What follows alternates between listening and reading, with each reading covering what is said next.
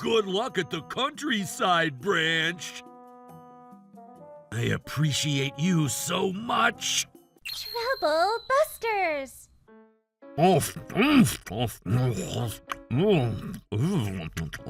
My name is Tom. My hobby is gambling while I'm a talented sales rep. However, thanks again.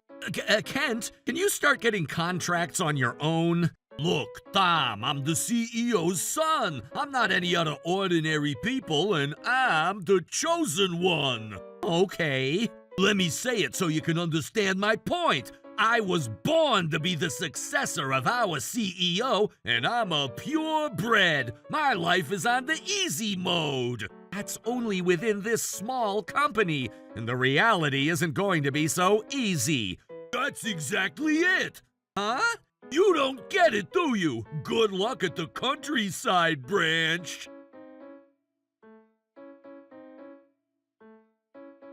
Hello? Tom, long time no talk. Is that you, Kent? What do you want from me?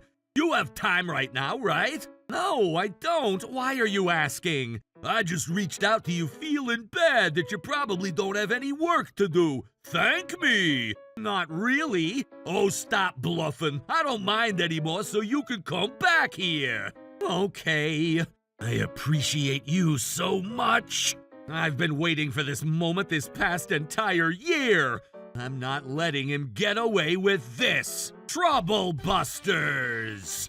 This is happening because you keep wanting those high-brand items. You can't blame me for this. This was your fault. Ah, you seem to be doing well. Tom, What took you so long? We've been waiting. you're in a crisis right now. Where's your sense of urgency? Huh?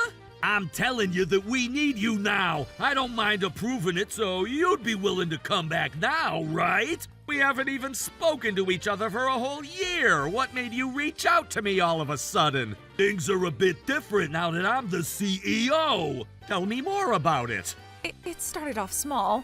We made a mistake with the construction schedule. Kent went to apologize to the client's office, but they ended up getting even more upset over it. And rumors spread across the industry, and all of our other clients terminated their contracts with us. Just earlier, our very last client ended up canceling their contract with us, too.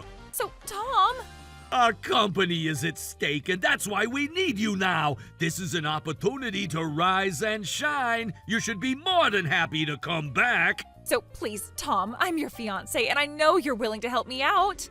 Fiancé? Who? You didn't even come to see me before I left to the countryside branch, and you haven't even emailed me a single time. I had a lot of things going on. I was busy. Can't you tell that I've been overwhelmed ever since I switched my career with this company? Let's put that aside for now. I technically resigned from the branch a year ago, so realistically, I can't rise and shine again. If you're unemployed, you have a job opportunity with us. Please, I need you to help us bring back all those contracts that got terminated. I said I can't do that. Is this about money? Okay, I'm willing to pay you triple what we used to pay you before. How's that? You would never be given such a great opportunity. What made you think I'd stay unemployed? I already got hired at Trubus Communications. Trubus Communications? You're lying! Trubus Communications is one of the largest companies in our industry, and their business size is about 10 times larger than ours. That's right. There's no way such a large company would hire someone like you. It seems like you have a lot to say about me, but check this out. Are you serious? Oh, I'm so sorry, but I guess someone like me got hired by them. Julia, you traded me for Kent, the CEO, but I'm sure you're regretting it quite badly right now. In that case, I'm willing to pay you triple what they're paying you now. How about that? What? Really? Yay! Did you really think I'd be so happy? Does that not work for you?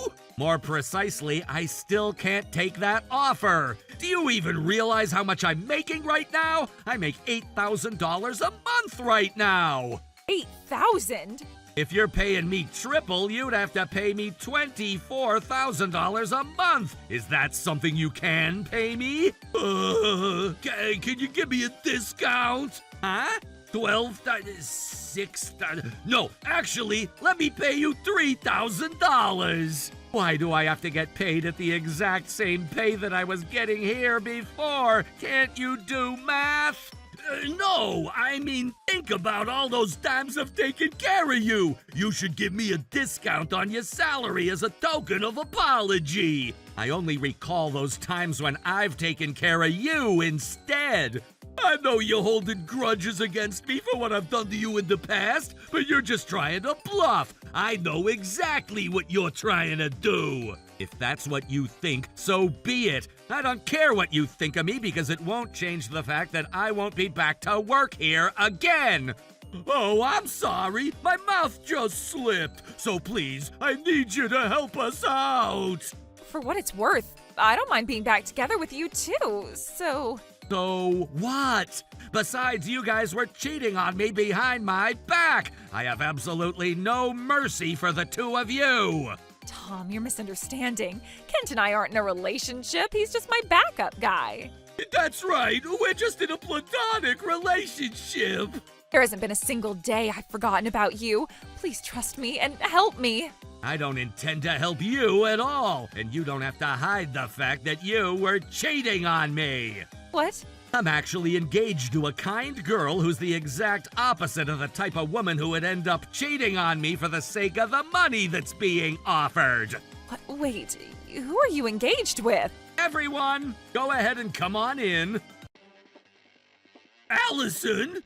And father? I'm not your father. You cheated on my daughter, and you don't deserve to consider yourself my family. No! Allison has always been my true love. True love and just for fun are only for Valentine's Day. Oh, please don't say that. I'm in a crisis right now. I need you to help me out. Do you realize why me, Allison, and Mr. Cobweb are here today? Why? Is it because Tom told you what was going on here and you decided to help me out? Only the first half of that statement is accurate. Huh? Mr. Schneider and Ms. Allison are here to punish you for having an affair and for running away after breaking the engagement. Punish me? I thought you were here to help me. I mean, I know we're a small company, but if you help me out, we might eventually become a large company. We're the golden egg. You might be right in normal circumstances. Right? So now... However, that's only if that egg isn't rotten. You're being rude. What's your problem? You haven't even visited me for a while, and you're being extremely unpleasant. You don't get it, do you? Mr. Schneider is saying that you don't have a talent in business. What did you just say? This company is failing only a year after you've taken over. No matter how you put it, you're not talented enough to be the CEO of this company. That's not true.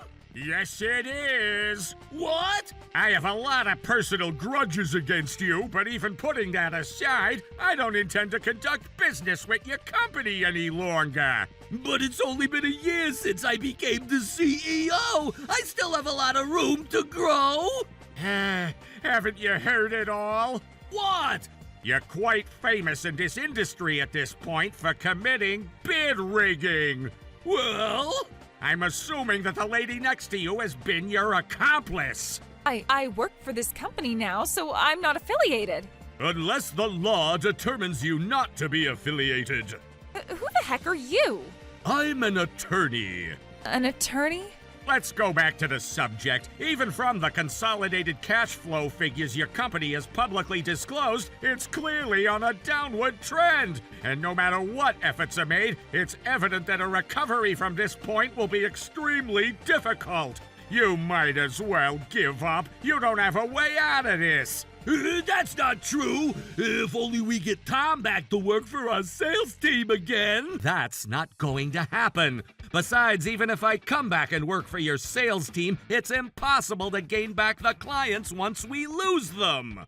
You can't say that it's impossible when you haven't even tried yet. No, I'll say it explicitly. It's impossible. It's because all the clients that you lost have already signed new contracts with my current company. What? This must mean that you stole our list of vendors to steal all the clients from my company.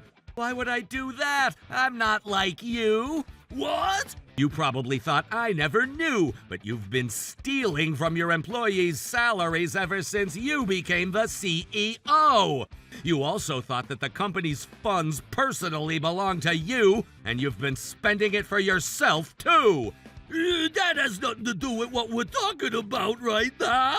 It does, and that's why all of this is happening. But I guess if you understood that, you wouldn't have transferred me to begin with. One of the reasons you failed is because you weren't able to recognize me. Your poor reputations and my change in career happened at the same time, and most of your clients ended up coming after me at the new company. A lot of companies were willing to sign contracts with our company as long as Tom was going to be with us, and I was astonished about it back then. This is all thanks to Tom's likable personality. Oh, stop that. I'm flattered. This means that this is all happening because of you. Huh? You should take responsibility and bring us back our clients. No, you're the person who's responsible for not seeing this happening to your company. It was evident that all of this would have happened when you were the successor of this company, and Julia seemed to be cheating on me to begin with, so that's why I decided to pursue my career elsewhere. This means that I decided to leave this company because of the two of you, Kent, Julia. I honestly didn't know what I was gonna do after I quit this company, though. I was shocked to run into Allison at a casino that I had gone to for the first time after I got transferred there. I could tell that she's from a noble family, but she was getting all fired up as she was playing a slot machine. Oh, I'd like to enjoy common people's pastimes every now and then. But why were you gambling out of all things? You shouldn't gamble ever! Tom, you quit gambling once you met Allison, too.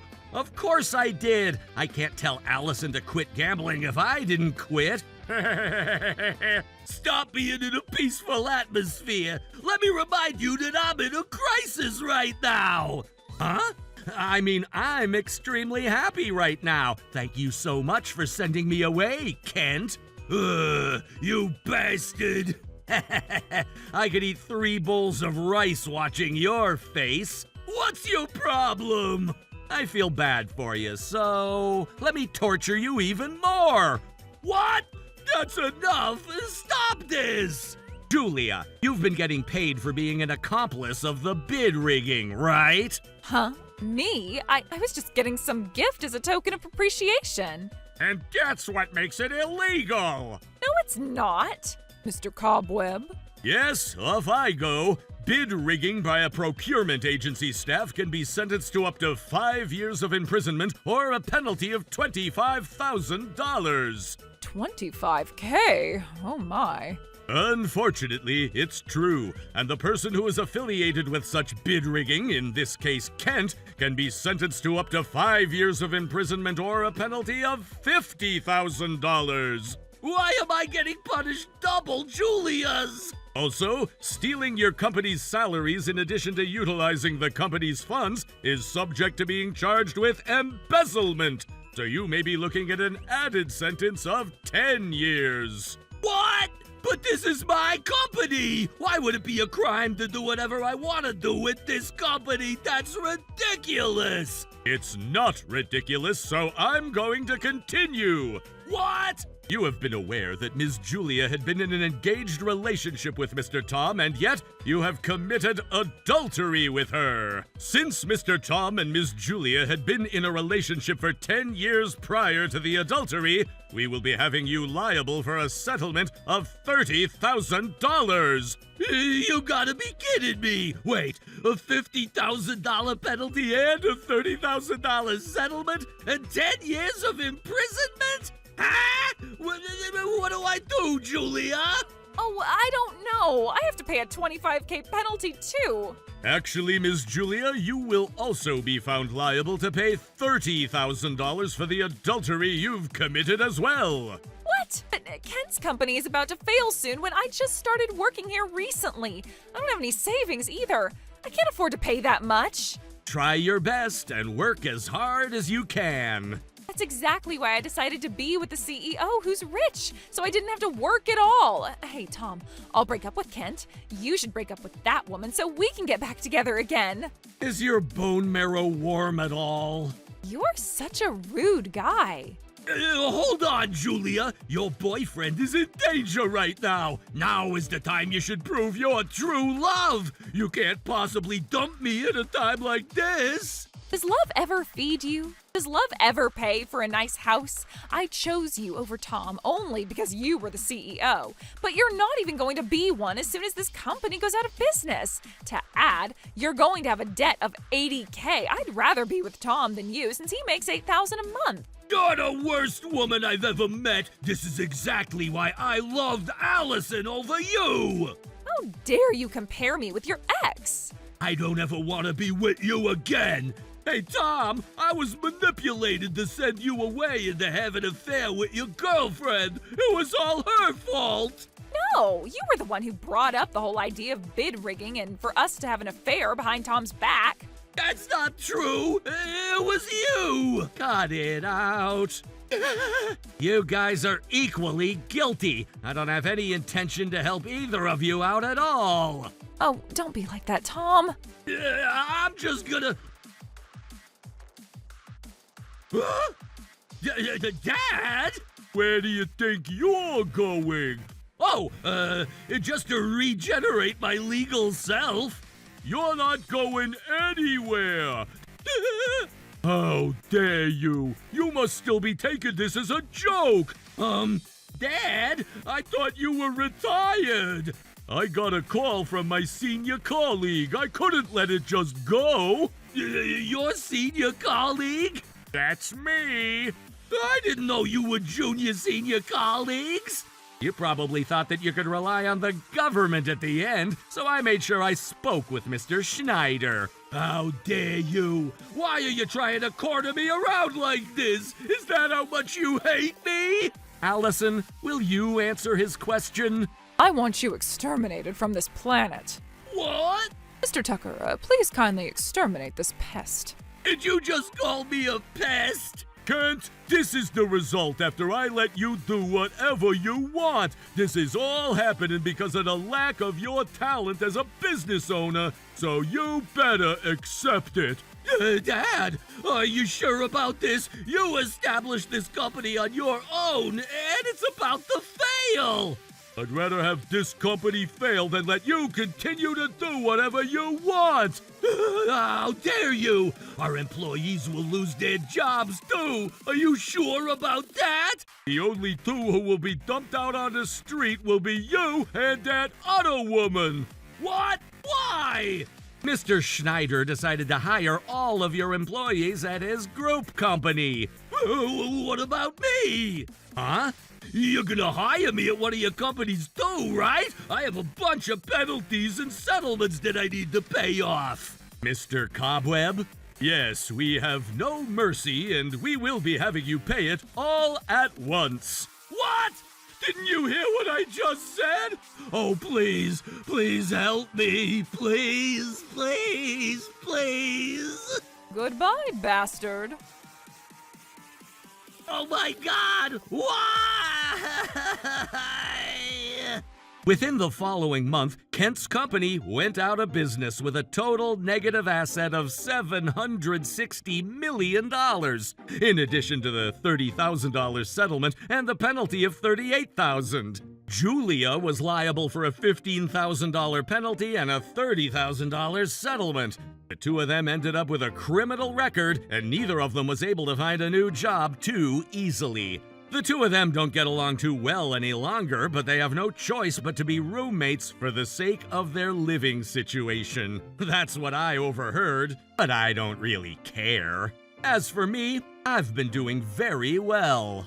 Title of the 11th lane is Tom, Please Marry Me. This is a reverse proposal race. What?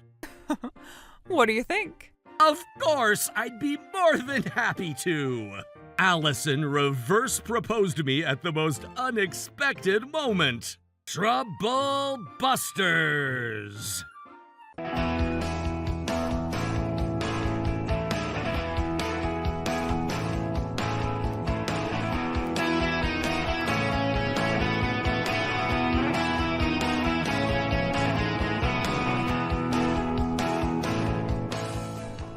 We have a reservation for 40 people for a company event tonight. It's time for the event to start, but no one is here yet. I'm calling to confirm that the event is still on. What is your problem? We changed the event to a different venue.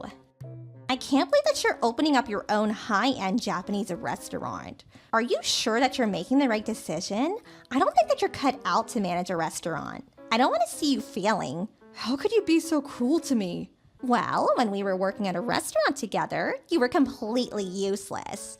I never understood why you worked at a restaurant. You were really bad at your job. We were all laughing about you behind your back.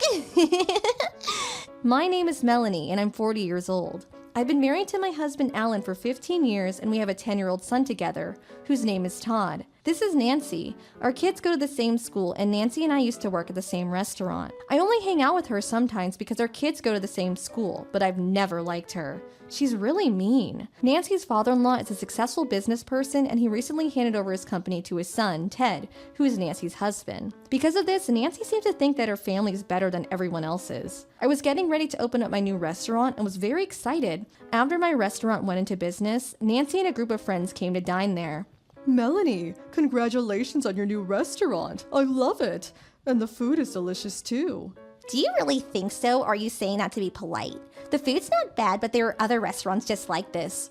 Melanie, you're very talented. It's amazing that you have your own restaurant. Not many people can accomplish something like this. Melanie's not talented. She was a joke when we were working at the restaurant together. But the food here is delicious. I haven't eaten this well in such a long time. I'm definitely coming back here with my family. Thank you so much. I'm flattered that you think so. Why is Melanie getting so many compliments? Doesn't make any sense. I hope that she doesn't get a big head because of this. Hey, Melanie, this food doesn't have any taste. I like to change my order. I cooked the ingredients in a soup made with the finest salt and bonito flakes. I don't use any other seasonings to bring out the flavor of the ingredients. This special dish is one of our most popular. I don't need to explain the dish to me. Just change my order, okay? You should be grateful that we made the time to come here tonight. Okay. Look, my husband is planning a company dinner soon. If you like, I can suggest that he have the dinner here. I'm sure that you need his business. This place is so empty. 40 people will be at this dinner. Thank you, Nancy. This is so kind of you. I'm going to work hard to give your husband and his employees a dinner that they won't forget. I was happy that Nancy was approving the quality of the food that I served here by offering to have her husband's company event at my restaurant. This was the first time that I had a reservation for so many people at the same time. I was excited to have this opportunity. On the day of the event, I went to the restaurant early to help prepare all the food. Yes, I got everything done in time. Now I just have to wait for everyone to arrive.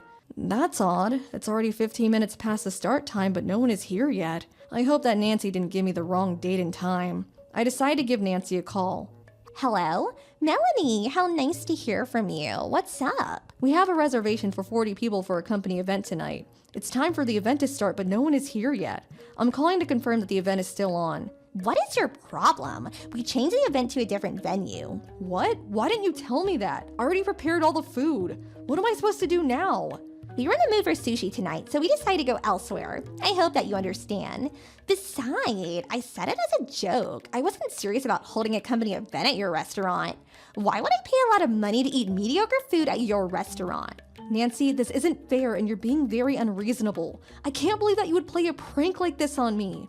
I was messing with you. Now you know your place, right? You were getting ahead of yourself and I needed to teach you a lesson. I had no intention of showing up tonight. Why don't you and your staff enjoy the food that you prepared? It's your fault for being so gullible in the first place. You're bad for not being able to see through me. After we hung up the phone, Nancy sent me a photo of her enjoying sushi with her husband's employees. What was she thinking? I hated her so much. I wasn't going to put up with her any longer. I'm having such a lovely time tonight. I made the right choice coming here instead of your stupid restaurant. The sushi here is absolutely delicious, and we're all having so much fun. Good for you. I was only pretending to be your friend because you're such a loner and our kids happen to go to the same school. But to be honest, I never liked you. I'm gonna leave an online comment about your restaurant. Think of it as advice from me. You should close down your business before you start hemorrhaging money.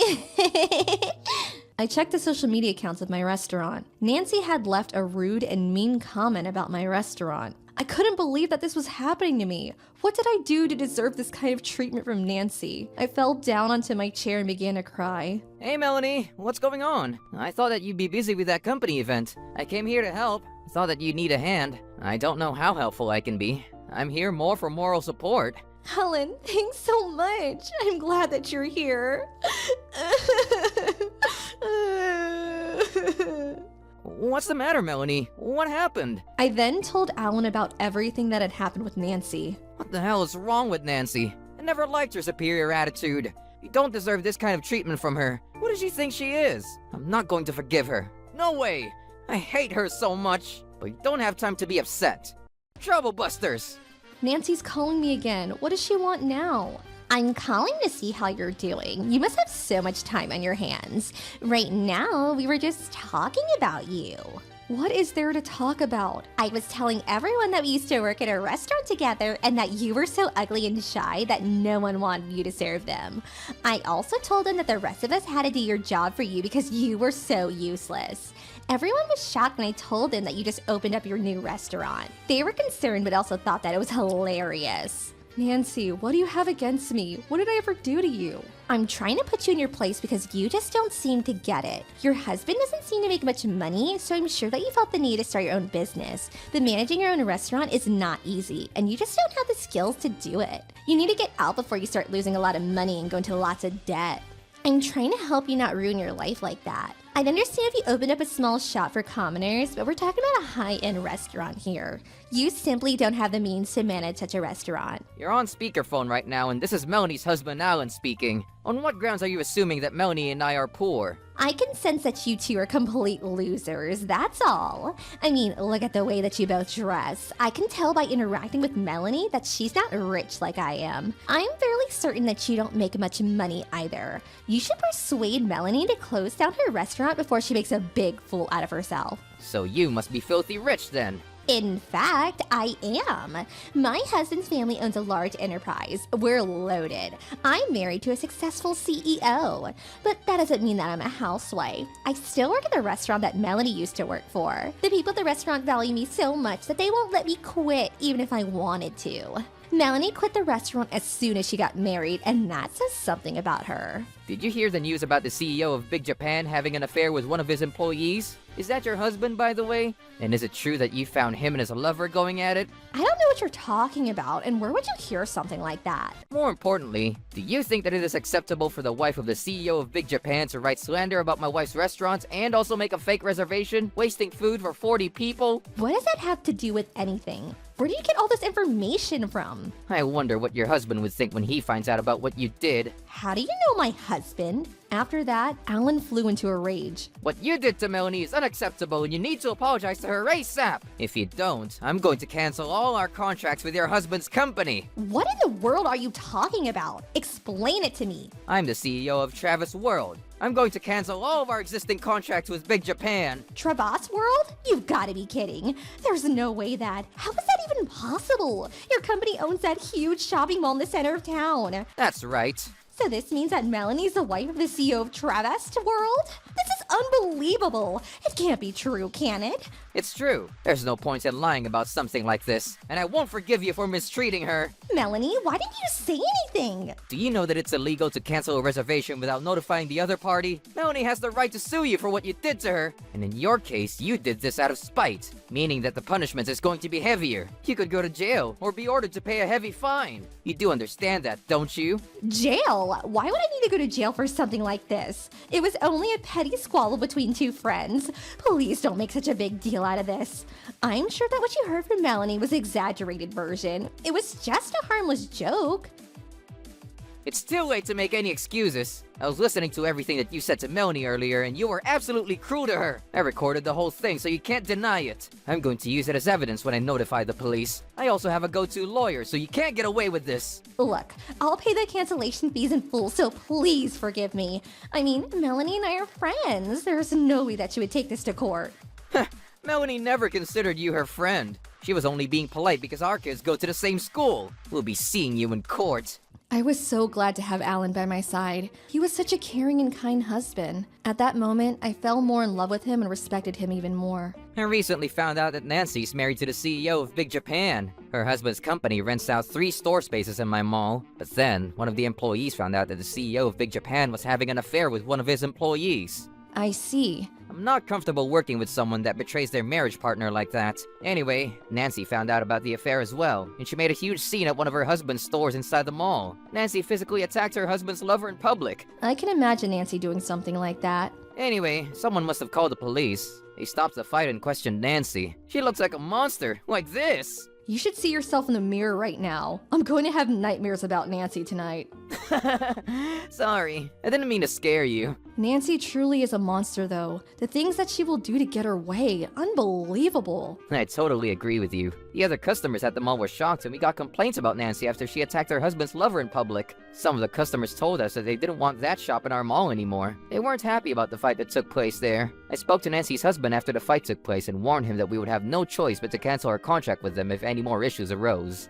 Big Japan is going to take a big hit if we cancel all 3 contracts with them at the mall. I also found out that Nancy and her husband are in a loveless marriage. They have separate bedrooms, and Nancy only married her husband for his money. I had no idea that you were doing business with Nancy's husband. What a small world. Had I known, I would have been more supportive. I'm sorry that I've been so preoccupied with my new restaurant. Thank you, Melanie. It means a lot to me to hear you say that. The following Saturday, I made my way to my restaurant. I started preparing the ingredients in time for the opening hours. I then got a sudden visit from Nancy and her husband. They had come to apologize to me, it seems. I've come here to apologize for my wife's inappropriate behavior. I'm so sorry for all the trouble that she caused you in your restaurant. Nice to see you again, Ted. I'm here to help out my wife. Weekends are busy at her restaurant. What is this regarding? Nancy, I need you to apologize. I'm sorry about what I did to you, Melanie. You don't sound like you mean it, Nancy. You told me to apologize, and I did. What more do you want from me? I apologize for my wife's behavior. I'm truly sorry. Please let us know how we can make this up to you. I understand how disappointed you are with Big Japan right now. I just hope that you'll continue to do business with us. The 3 shops in your shopping mall have the highest sales numbers, so if we can't continue to operate there, it would mean huge losses for us. We promise not to jeopardize the reputation of your shopping mall ever again. But take a look at Nancy. She's only here because you made her come here. She's not sorry at all. Nancy, what's the matter with you? Show some respect. If we can't continue to do business with Travis World, there's a high chance that Big Japan will go bankrupt. Is this what you really want? Don't you understand the gravity of what you've done? No, I don't. I told you that it was just a harmless joke between 2 friends. Why won't you believe me? This is all Melanie's fault. And then she told her husband and made me look like the bad person. How can you say that? You made a fake reservation using my company's name and failed to show up. What you did is a crime. As for my online comment, I merely wrote the truth. I didn't do anything wrong. Are you so sure about that? Take a look at what the other users wrote in response to your comment. See? He's threatening me again. I'm the victim here. I'll take a look at the comments now. Huh? I don't get it. What's going on here? I take my job very seriously, and because of that, the customers of this restaurant are satisfied with our services. That is why they defended me when you posted slander about my restaurant. I was very touched by their words. I don't understand why so many people are so supportive toward you. It's not fair that you're happier than I am. You don't deserve to be. You're ugly and completely useless. What does your husband see in you? And I couldn't get over the fact that you quit the restaurant as soon as you got married. It just didn't seem fair. I'm married to a CEO as well, but I'm still working at that restaurant. What makes you so much better than me? I don't understand. You just don't get it, do you, Nancy? Melanie is a kind and intelligent woman. She's so much more than you ever will be. Melanie isn't superficial like you are. Why do you care that Melanie quit her job after she got married? You have no right to judge her. Am I right, Ted? That's right. Melanie's the bigger person here. Hey, you're my husband. You should be defending me, you idiot. You owe me one, remember? I just caught you with your lover the other day. I wish I had married someone that was smarter. Someone that's graduated university at the very least. I finally understand now. I thought that you loved working at the restaurant. That's why I never asked you to quit. Does this even matter right now?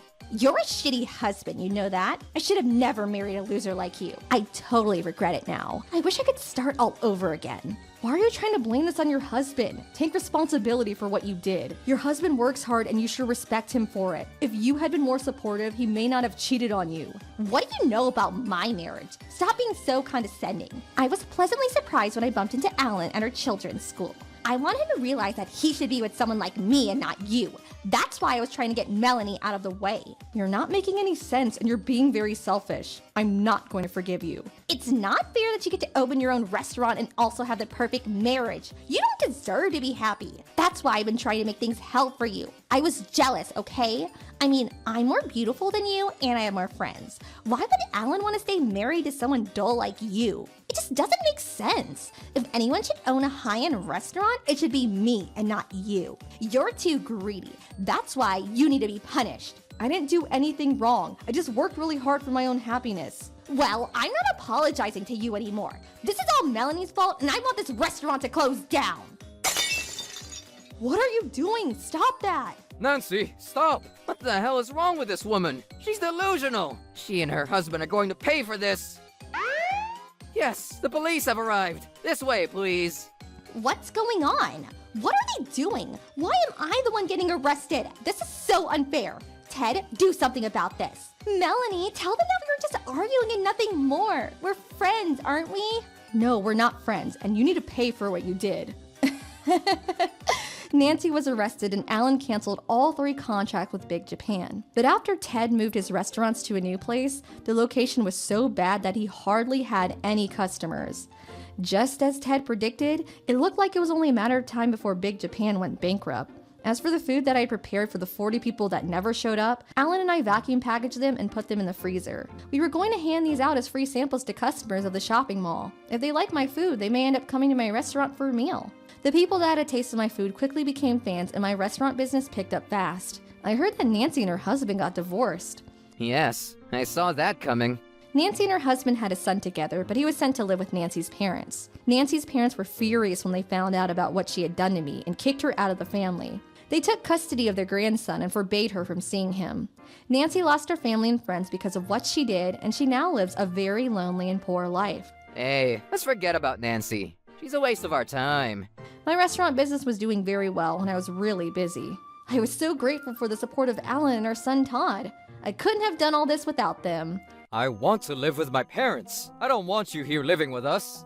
Fine then. I want you to sign these divorce papers. I handed the divorce papers to my husband, Ken. Once I had his signature, I moved out just like he asked me to. Ken and his mother seemed happy to get rid of me. My name is Melanie. I've been married to my husband Ken for 5 years now. Our daughter Rhea is 4 years old. I was happily married, but Ken suggested that we move in with his parents for the first few years in order to save up money. Ken was eager to save up money so that we could make some big purchases, such as an apartment and car. In order to chip in, I started working from home as well. I was grateful that we didn't need to pay any rent because we were living with Ken's parents. But I had an issue with Ken's mother's attitude. She wasn't very nice to me. Melanie, what are you doing? Relaxing. I need your help in the kitchen. Hurry up. I wasn't relaxing. I was actually doing some work on my computer, but I kept my mouth shut. I lost my parents at a young age, so my older brother Alan was the only family I had left. Alan got divorced 3 years ago, and he had a daughter with his ex-wife. He had sole custody of his daughter, Helen, and they lived together. Whenever I needed to talk to someone, I would meet Alan. Melanie, take a look at our garden. It's full of weeds. You can barely see the flowers that I planted. Do I really need to ask you to pull out the weeds? Isn't that something that you should be taking care of without me having to have to ask? I don't know why Ken married you. You're useless. I need to finish up work before I go pick up Rhea from kindergarten. I'm sorry, but I'm busy. What kind of excuse is that? This is part of your job. You get to live here for free. The least you can do is take care of this house. You need to manage your time properly. I'm not asking you to do much. It's not rocket science. You had time to eat lunch. What were you doing after that? Stop procrastinating and get things done as you notice them. I'm sorry, but pulling out the weeds is not top on my priority list. Ken doesn't help with the chores at all, so I have to do everything on my own, and it's not easy. Don't blame this on Ken. He's busy with work. He's the breadwinner of the family. You shouldn't complain. Let him rest when he's home. That's the least that you could do for him as Ken's wife. I don't care what kind of work you do, but it can't be that important. Actually, Ken also has a gambling problem and he's been using our money recklessly. It's hard to save up any money with the way that he spends. Shut your mouth, Melanie. You're lying about the gambling. Ken's not like that. I expect you to have all the weeds pulled out by the end of the day. No more excuses. Ken's mother was being very unreasonable. I didn't have the time to pull out the weeds. I called Ria's kindergarten teacher and asked him to keep Ria at school longer than usual. Reluctantly, I began to pull out the weeds in the garden. I was fed up with Ken's mother's attitude toward me. I decided to open up to Ken about his mother and see how he would react. Ken, there's something that I've been meaning to discuss with you. What is it? I told Ken all about how his mother had been treating me. Is this what you wanted to talk to me about? You're a housewife, and it's your duty to get the housework done. Besides, my mother is doing us a favor by letting us live here for free. It's the least that you could do. My mother has been taking care of this house for years. I can't let your mother boss me around like this. My top priority is taking care of Ria, but sometimes she gets in the way of that as well. Well, if you had used your time more wisely, none of this would have happened. I'm not trying to make any excuses. I'm really busy with my job too. Your mother doesn't seem to understand the concept of working from home. She thinks that I'm watching movies on my computer. Why are you making it seem like my mother is doing something wrong? That's not what I'm saying here. Could you please speak to her and get her to understand that I'm working from home? You should talk to her yourself. If you explain it to her clearly, she'll understand. Why can't you help me out though? She'll listen to you more. You know what?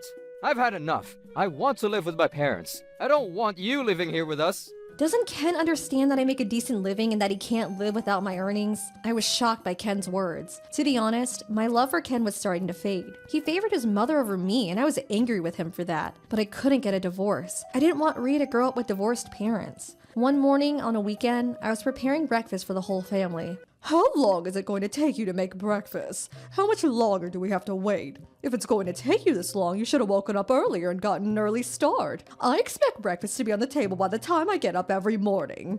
You didn't even open the windows. It's really stuffy in here and it's making me sick. I'm sorry. I think that it's about time you moved out. That's what Ken wants as well. I know that Ken can find another wife if he wanted to. He doesn't have to put up with you. You don't deserve to be married to him. You're completely useless to us. Now leave. I lost all hope. I couldn't stay in this marriage. I had been putting up with this for Ria, but I couldn't do it anymore. I was so stressed out that it was affecting my work and I was making a lot of mistakes recently. I decided to give Alan a call. I had no idea that things were so rough for you. I'm sure that Ria senses your unhappiness. Kids pick up on things like that. I know, you're absolutely right. Do you want to meet up this weekend? Let's take Ria to the new playground and she can play with Helen while we talk. That's a great idea, Alan. Thanks. I knew that I could count on you. You're the best. Okay, then it's decided. See you too soon. I was so grateful to have Alan in my life. He was the only one that I could depend on. That weekend, Ria and I went to see Alan and Helen. I told Alan about everything that had been happening at home. I see. How is any of this funny to you? Sorry, I didn't mean to laugh. I kind of predicted that Ken would turn out this way. Oh. He's always been too dependent on his mother. Not in a good way. He's a total mama's boy. I didn't say anything when you said that you wanted to marry him because I knew how much you loved him. Well, I regret falling in love with someone like Ken. He doesn't make me happy anymore. I know that you put with Ken and his mother for Ria, but it's not healthy and Ria can sense it. I'm totally supportive if you want to get a divorce. You deserve to be happy, Melanie. To be honest, getting divorced was the best thing that happened to me. I love my life with Helen. I don't mind being a single father. I see. You have a very good point. I'm on your side. Thanks, Alan. That means a lot to me. You gave me the courage to consider divorcing Ken. Alan helped me open my eyes. I didn't need to put up with my mother-in-law's incessant bullying. I've had enough and I wasn't going to forgive either Ken or his mother. Troublebusters! How long does she intend on living with us? Doesn't she see that we don't want her here? I know. Life without Melanie would be so much better. You know you don't need to put up with her. She uses her work as an excuse, but I bet she doesn't do much. In fact, I'm fairly certain that she's only watching movies on her computer. She takes after her brother. Yes, they're both such losers. I was furious that the two of them were now bad-mouthing Alan as well. What is the matter with you two? Alan has nothing to do with any of this. Stop saying bad things about him. Alan makes 3 times more money than Ken. He's definitely not a loser. If anyone is a loser, it's you, Ken. I want you to apologize to me for your rude remarks. This was the first time that Ken was seeing me furious. Oh, calm down, Melanie. I was only joking. My parents are allowing us to live with them here, so you need to be more respectful. I think that you're the one that owes my mother an apology. You're so pathetic. When are you gonna grow up and stop being such a mama's boy? Leave your mother out of this. Mom, help me! Melanie, stop yelling at Ken. If you can't follow the rules of this house, I want you to move out and divorce Ken. Fine, a divorce is what I want as well. Let's handle this amicably. No division of assets, no alimony, and no child support payments. Ken, sign these divorce papers and I'll be on my way. The only thing that I ask for is sole custody of Rhea. Okay, fine by me. I'm so happy that I don't have to live with Melanie anymore. Ken, you got lucky. She's not asking you for any money. We're giving you sole custody of Rhea. Don't come asking us for money later. That's fine by me. I'm glad that we all got what we wanted. Now that I have Ken's signature, I'm going to pack up my things and get ready to move out with Rhea. Ken and his mother seemed overjoyed to get rid of me. I have been preparing for this day for a while now. I had already begun to look for a new place to live with Rhea. After finding a place that I loved, I bought the new apartment and got ready to move in. Mom, life without Melanie's like a dream. I'm so much happier now. Me too. I'm so much happier now as well. We did it. We have a bright future ahead of us. Thank you so much, Ken. I'm so grateful that you bought us a new place to live in. I love our new condo. How did you get Melanie to agree to pay for all this? Son, we're so proud of the man that you grew up to be. I'm happy that you think so, Dad. I don't know why I married a loser like Melanie. I can do so much better. I bet that she and Rhea are living a miserable life without me. Yes, she should rot in hell. She doesn't deserve to be happy. She had a lot of nerve to complain to us about her life. How ungrateful. The one nice thing she did for us was not ask us for any money when you two got divorced. Yes, I guess so. Or maybe she's just dumb. I found out later that Ken had bought a new condo for his parents without telling me. A month after my divorce, I received a phone call from Ken's mother. I didn't want to pick up, but did out of courtesy. Hello? Melanie, what have you done now? What is this regarding? You stole money from Ken's bank account. Where did all that money go? Is this why you didn't ask for any money from Ken at the time of your divorce? You need to give us the money back. How is this my fault? I didn't steal anything from Ken. I don't have access to Ken's bank account, so I couldn't have stolen his money. I have a job and I make my own money. There's no need for me to steal Ken's. You're the one that was managing his finances. You blame me for everything because it's convenient for you. I'm not your family anymore. Please don't call me. Fine, I didn't want to speak to you anyway. Goodbye now. So, you really don't know where the money went? What am I supposed to do now? That's no longer my problem. I suggest that you speak to Ken about this. No one stole money from Ken's account. I simply stopped sending money to his account now that we're divorced. When we were still married, I gave him a portion of my earnings as allowance, but I'm not required to do that anymore. Why are you telling me this? I know that you don't make much money. I'm asking about Ken's money. Where did it all go? His monthly salary is supposed to be around $5,000. The $5,000 each month was the money that I was giving to Ken. I earned it all. What? That can't be. How do you make so much working from home? Don't assume that my job isn't important. You have no idea what I do for a living. Didn't you know that Ken spends all of his earnings on gambling? I was the one paying for our living expenses. What are you saying? Ken's not like that. You have it all wrong. Just return the money that you stole and I'll leave you alone. I didn't take anything, so there's nothing for me to return to you. If you need money, please ask Ken for some. Fine. You better not be lying to me, Melanie. I won't forgive you if you are. Goodbye then. Ken's mother hung up the phone and went to speak to her son. Ken, did you know that Melanie stole money from your bank account? I asked her to return the money, but she claims that the money was hers in the first place and that she didn't take your money. Do you know what she's talking about?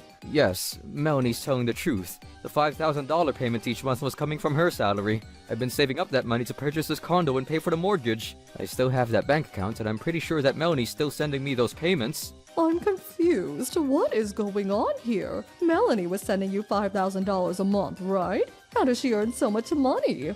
I thought that it was your salaries, not hers. Mom, I don't make that much money. Melanie earns a lot more than I do. I never bothered to check the exact amount, but she's making more money than I thought. Melanie allowed me to use my salary on whatever I wanted. We were saving up her money, not mine. I'd assumed that all the money was yours. I'm shocked to know that Melanie makes more money than you. So does this mean that we won't be receiving those monthly payments anymore?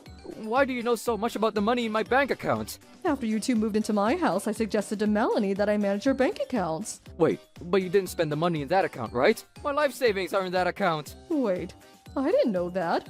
I thought that I was supposed to use that money for our living expenses, so I spent it all. What? There was a lot of money in that account. Where did all the money disappear to? I was going to use the money to pay back the mortgage on this condo, and now I can't afford to. What are we going to do now? I have no idea. How are we gonna pay the mortgage? I can't believe that this is happening to us.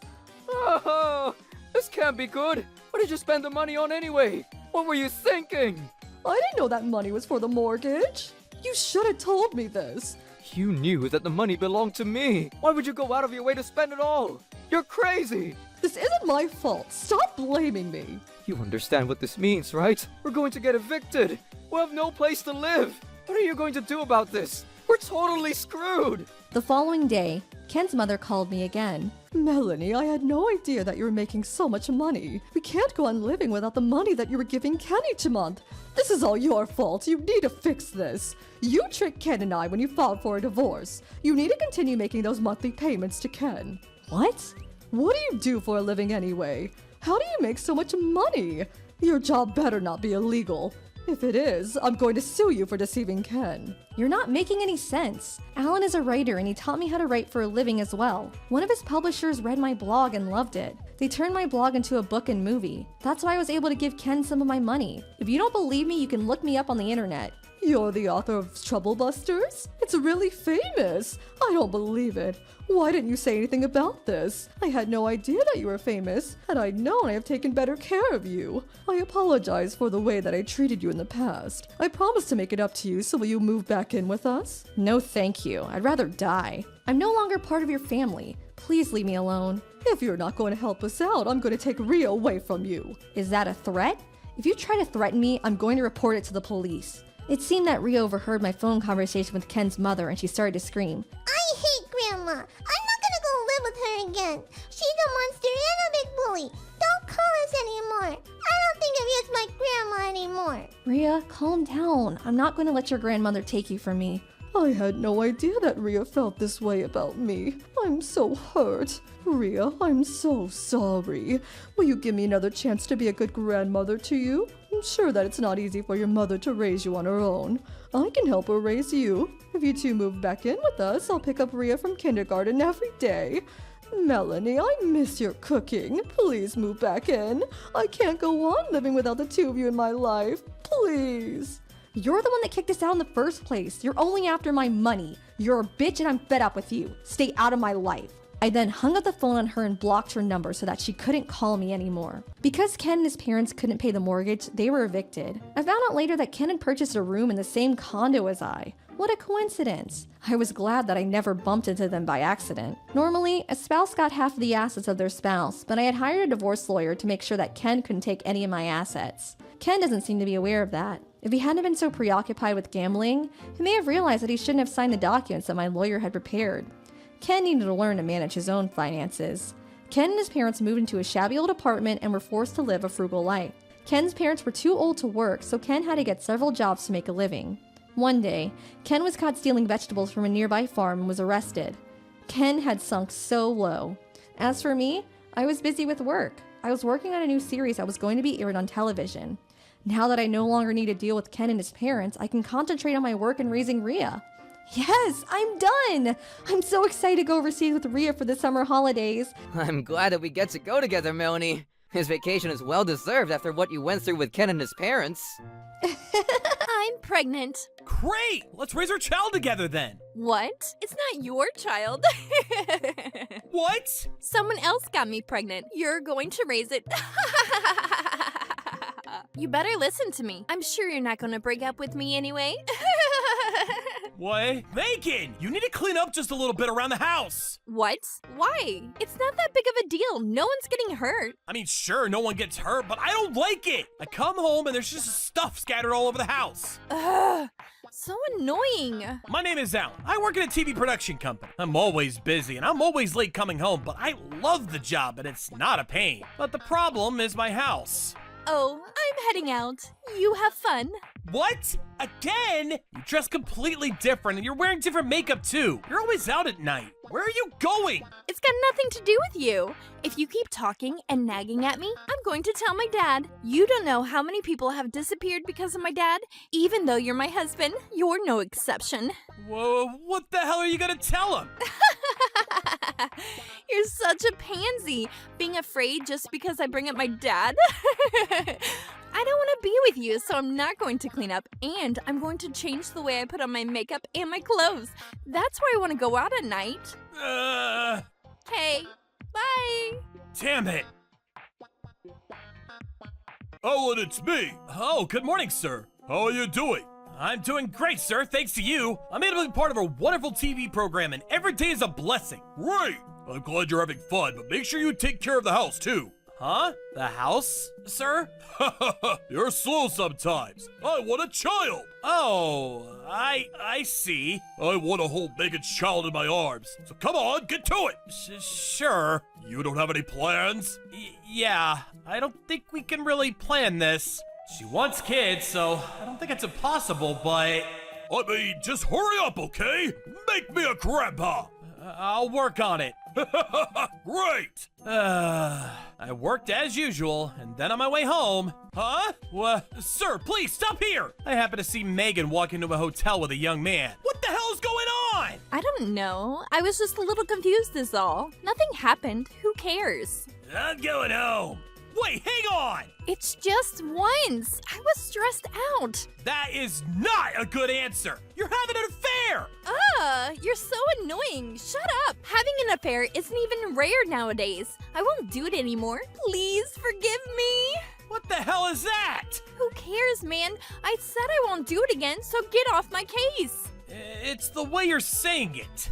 Oh my god, you're so annoying! That's why I want to go for another guy. You've just got such pansy energy. Stop trying to change people and try to change yourself already. I talk about my dad and you immediately freak out. That's... You're so annoying. I'm going home, so don't come home until morning. Well, what the hell is that? What's the point of Alan being in my life at all right now? I'll make sure you actually have a use for me soon enough. Well, what are you... Damn it! What? Seriously? Yeah, I'm pregnant. Yeah! You're being a little dramatic. You're that happy? I'm so happy! I'm so damn happy! I gotta work hard. I gotta work hard for us! Wow, you're already acting like a daddy, huh? Of course! Let's raise our child together! What? I'm just going to give birth to it. I'm not raising it. Huh? I'm pregnant with someone else's child too. You raise it. I didn't say that it was your child. Okay, then whose child is it?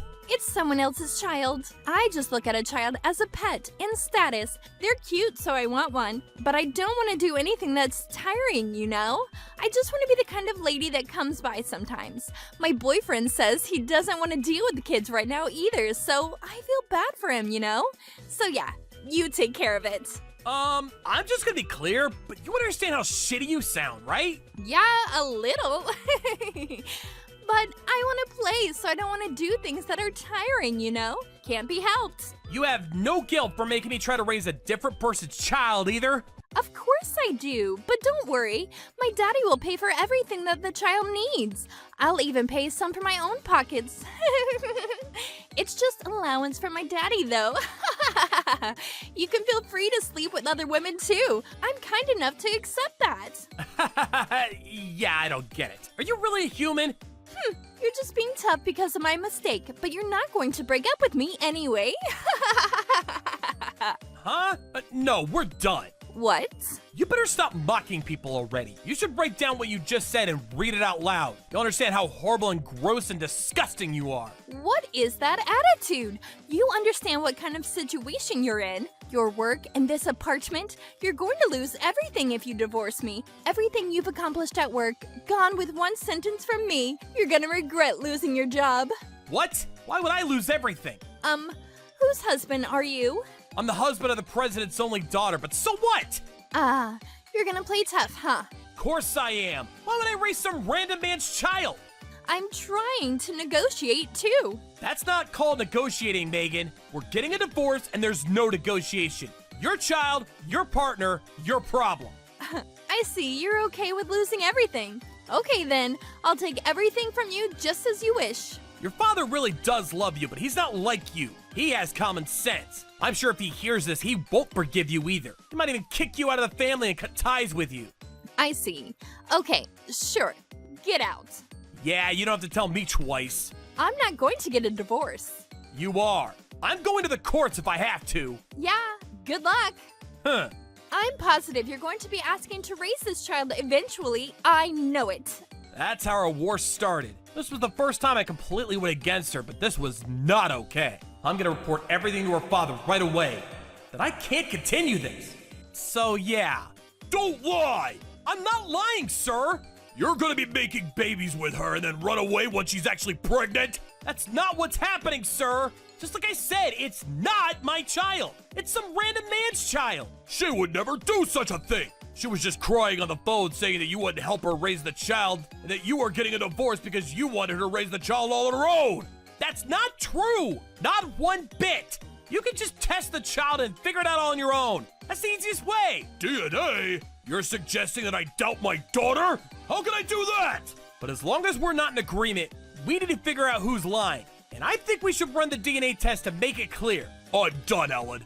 No more talking. I'm gonna take away everything from you because you've done horrible things to Megan. But, don't make me do that. You have no idea how many men I've been looking at before I finally felt comfortable with her marrying someone. Please, I need you to go back to who you were before. I'm begging you. Honestly, I kind of figured she would talk to him before I did to fill him with lies. If we ran a DNA test, we would figure out that she was lying completely, and at the end of the day, I would be able to prove my innocence. But I didn't expect this much resistance.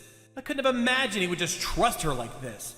What do I do? If I keep going like this, I'm gonna be kicked out of the TV industry. I'm the one that's being bullied here. I'm the one being the honest one. Phew, the meeting rooms at the TV station are so gross. Megan? I told you that this would happen. What? You come to nag at me or something? Nope, not that bored. I just came here to listen to you, not talk. What? I told you before we left. I'm going to make you say you want to raise the child. I see. Do you understand your situation now? If you don't say yes, you're going to lose everything. Bye-bye, career. The second I don't have any value to her, she's gonna throw me away like a piece of lint. Hurry up. I'm busy too. But I want to keep working here, and I don't want to be cut. I'm not raising some random child. You know, being this irritated isn't good for the baby. Right, baby? You don't like annoying fathers either, right? Wait. This might work, but I don't know. What a dumb man. Fine. If you want to be chased out of the TV station, be my guest. Wait, hang on, Megan! Huh? Let me raise the child, please. Huh? What did you say? I can't hear you. Let me raise the child. Look, Alan, this isn't how things were before anymore. I'm going to be the queen and commander of your life now. You understand? Answer me. Yes, ma'am. Then is that how you should be asking me? Please, let me raise the child, I beg you! This is perfect! I might like you the most out of all the people I've dated. Fine. Since you asked me so nicely, I'll let you raise it. Thank you. But the conditions have changed. You're going to take care of the child. You've pissed me off, so it makes sense, right? Okay. I'll just quietly take all the money that my father sends for the baby. Okay. Nothing really says power like completely dominating another human using your connections. Oh, this is so great! I'm so glad you're my husband. There's no going back now. I just need to go full forward and go for it. You've got this, Alan! So yeah, Alan was kind about it. I see. Great. I'm glad my talk worked. This is all thanks to you, Daddy. Thank you. No, don't mention it. A parent has to help their child in need. Sure. Megan, don't be too angry with him either. He must have been confused because it was such a big event in his life. I know that. He's such an incredibly nice person normally, so he's great as a husband. Hey, don't be bragging about your husband to your own father. You really don't want any kind of celebration? It's okay. Alan is busy with work, and I'm going to be studying up on how to be a mother. I don't have time. I see. Yeah. Thank you for always looking after us, Daddy. Love you. I love you too, honey. Sir, it's Alan. Ah, speak of the devil. Yeah, tell him to work hard. Bye, Daddy. Come on in. Excuse me, sir. Are you done with work today? Yes, sir. Today was relatively easy. I see. I just got done talking to Megan. I'm glad you've taken back your previous statement. Oh, it's quite alright, sir. I just reconsidered what I should be doing at the moment. Right, I understand. So, what is it you want with me? I have something that I'd like to ask of you. Alan, how long are you going to be asleep for? If you don't hurry, we won't make it in time for food with Daddy. Is it already that late? Yeah, we're going on a hotel lunch, so make sure you dress nice. Okay. You're such a sloth. Let's see. I'm Alan with the 1 p.m. Mr. Alan and Miss Megan, you two will be in the large hall. Huh? Large hall? The place that holds like 1,000 people? I wonder why. Maybe you can only get a reservation at the large hall. Whatever. It's better than it being too small. It's kinda too big. You were led to the large hall and opened the 2 heavy doors. Beyond the doors, there were almost 700 people at the party. What the hell is this? What's going on? Well, hot diggity dang, your father really did it! This must be some kind of surprise party. What? Are you surprised? You're surprised! What? Daddy, what's going on? Can't you tell? It's a surprise party! It's a great thing to be happy about, so we should all be happy and celebrate! No, not I told you, I don't want this kind of thing. I mean, I suggested it to him without telling you. You little. Yeah, I wanted to see that face. My plans were complete. I don't care what happens next. I'm just gonna go for broke. I'm never forgiving you. Trouble Buster! See? I told you she'd be incredibly surprised. Yeah, this is the best thing about surprises. Just like you want to press the big red button that you shouldn't press. When you convinced me that you should surprise her anyway, I totally just wanted to surprise her with the biggest party ever. The guests are great too. All of the country's famous people. This is a huge gift from you, sir. Nah, everyone is just kind enough to celebrate. Incredible! We have to take part with how many people there are here, right, Megan? Yeah. Why the hell would we make this big of a deal out of it? If they find out it's not your child. Wait, Alan, you? The surprise party continued with the MC pushing forward. Let's have Mr. Allen, the husband of the lovely daughter of the president and CEO of the company, have a few words. Yeah! Alan, you little. Hello, everyone. I'm glad to see you here. Thank you for making the time to come out here. I don't think I've seen this many people here at all. What kind of amazing day is this? Thank you. There's the man of the hour. Woo, let's go, buddy. So the surprise party wasn't completely her father's doing. I was also part of it. I have a really nice surprise for all of you. Whoa, here we go. No way, twins. The first child that we conceived, it's not mine. She is pregnant with someone else's child. I could hear Megan screaming after I said that. Her father was shocked and everyone was unsure if this was a surprise or a prank. I gave the ghost sign to the person working the projector. What the hell is this? You're not saying Ellen! Yes, that's exactly what I'm saying. This woman right here said that she wanted me to raise some random man's child. No. The child in my stomach is Alan's, and I don't care what anyone says. DNA? I don't care what anyone says, but that child is not mine. No way! That's impossible! You can't run a DNA test when the baby isn't even born!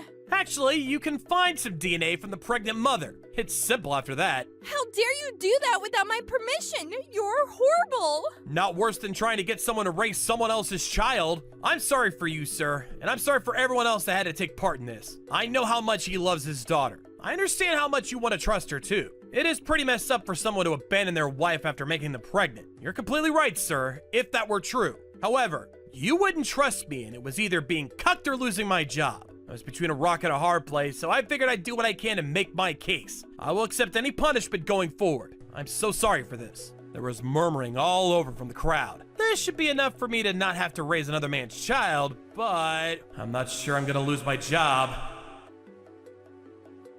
Wait, hang on. Why the hell am I being the one kicked out of the family? He should be the one that's being punished for bullying me and shaming me in front of everyone. Enough, you horrible person! What you did is not forgivable! I'm sorry, Alan. I should have trusted you, but I just tried to chase you out and force you into this. I'm horrible. No, it's okay. You were just trying to protect your daughter. I'm not mad at you at all. No, I should not be in a place of power. I'm gonna be resigning from my position as president soon. Please, don't be like that, sir. It's his fault, Alan. He was the one that spoiled me and made me into the monster that I am today. Don't blame your father. I'm never going to forgive you. You're gonna pay me in damages for having an affair, and I'm gonna sue you for trying to cut me. I'm not gonna let that go either. Your lie led to our company image going down. You better be ready for me to come after you. What? What about the money that I need to pay Alan?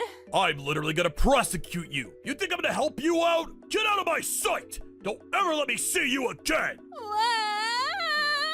Afterwards, I got $20,000 from Megan and her partner, and I sued her for cucking me. It all added up to about $50,000. Her father was even worse, though. Because she had caused distrust among their business partners, she was sued for $320,000 in damages. She was now in $400K of debt, and she lives in a horrible beat-up apartment with her affair partner, paying back debt that they will never pay off. They have a child now, too, so I'm sure they're not ever gonna have a normal life again. After everything was done, I went back to my regular work. I don't have enough time to even sleep, so I'm so busy. I'm gonna be single for a while, I think. We're gonna punish the pregnant woman for betraying the viewer. What a great prank! My baby. My baby. We're here for a settlement. I'm a lawyer, so we're gonna be negotiating. Do you not understand how the law works? You better be ready in the courts. Oh, you're so cute, Selena. I want to hurry up and see the baby. It's Helen's child, so I'm sure it's going to be cute and very hungry. What do you mean? Nothing. Here we go! Red Snake, come on! Ah! And here we go! Selena! You're kidding. You understand what you've done? Great surprise! Surprise? What the hell are you talking about? Selena! Selena! Relax, Miss Mom. The baby is right here. No, this is insane. This isn't a prank at all. No one is hurt and the pregnant woman is running full speed. It's hilarious. No problems at all. Give me back my baby. Sure, here you go. Stop. Look at the pregnant woman running on the hill. This is entertainment. I mean, what can you do? You got these amateurs not knowing how to really find proper entertainment. Wait. My name is Helen. I'm a pregnant woman who was just pranked by a horrible streamer. I'm sorry. I know I pushed myself too far. How could you do that to a pregnant woman? You're insane. He is completely misunderstanding what it means to be funny. What a horrible man. How disgusting. I'm the brilliant streamer Sean. You didn't say anything to your parents at all. I don't know if you're some kind of streamer or what, but you can only act like that until you graduate. What are you talking about? Your job has no assurances, no security. You're going to lose, and after you graduate, you're going to join my law office as a grunt. You study until then. What? You better not try to tell me what to do. You can't complain. You don't pay for your cost of living at all. You can say that after you stop making money from me. Piece of shit. I'm gonna make more money with this job than my dad. I'm never gonna deal with you. Then... Woo!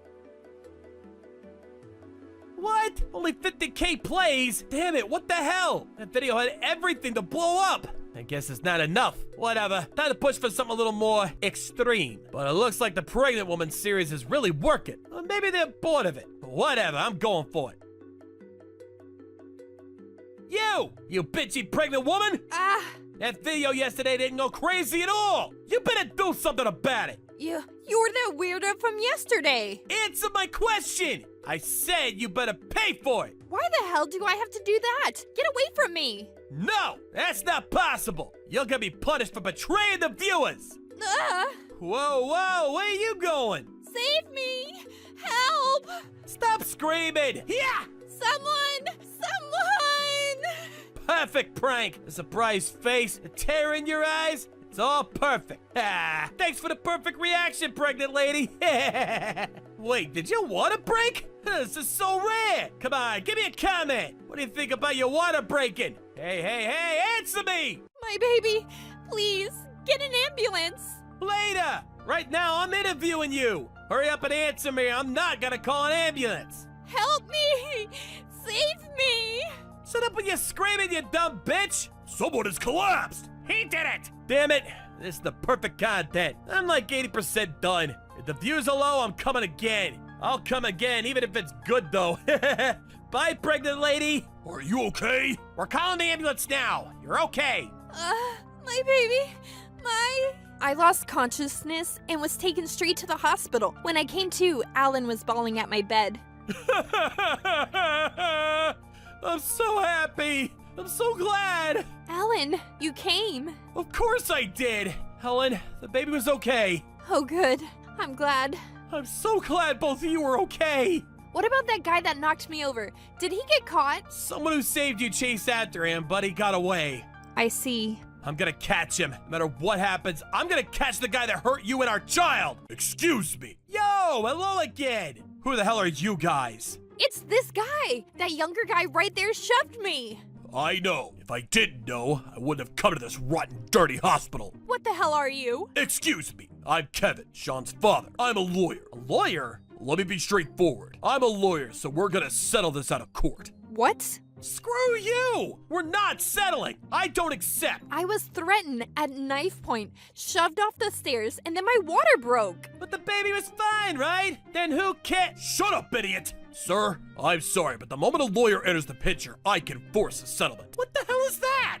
Yeah, unfortunately, that's the law. What? That's a law? Is it new? It's a law that was put into effect this year, so there are a few people that know about it. There's 30,000 here. Take it. You're telling me to ignore the fact that your son committed a crime? I'm sure you're upset as the victim. You might not like it. I understand. But you can look at previous cases. You're gonna have a tough time winning this case. Do you have some kind of basis for your conjecture? There are many kind of cases that are like this. Look at this. Huh, there are a lot of cases like this one, Helen. Let me see. I see. I'm a lawyer. My logic is undeniable. It's better to accept the money now than to take us to court and end up spending money, don't you think? What happens if I say no? Then you're just gonna waste money taking us to court. Of course, we won't pay you anything for settlement either. In other words, you win nothing. Huh? Well, that's not good. Right? So then you just accept this money and you let everything go. That's the best thing for you. But sir, there's something I'm curious about.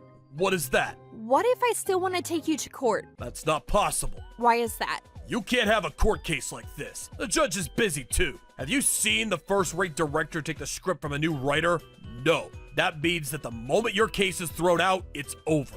My son hasn't found a place of employment yet, so I want you to just settle. He's sorry too. He said he was stressed out. Yeah, high score! Yeah, I don't think someone who regrets pushing over a pregnant woman would be able to beat the scores. It's pretty insane that he's playing games while apologizing too. He's definitely not remorseful. Dad's gonna take care of it, so you don't need me to apologize. Just accept the damn settlement and be done with it. Yeah, you said he was remorseful. Whatever. We're moving forward with the settlement. You know, I'm okay with taking you to court, knowing I'm going to lose. What?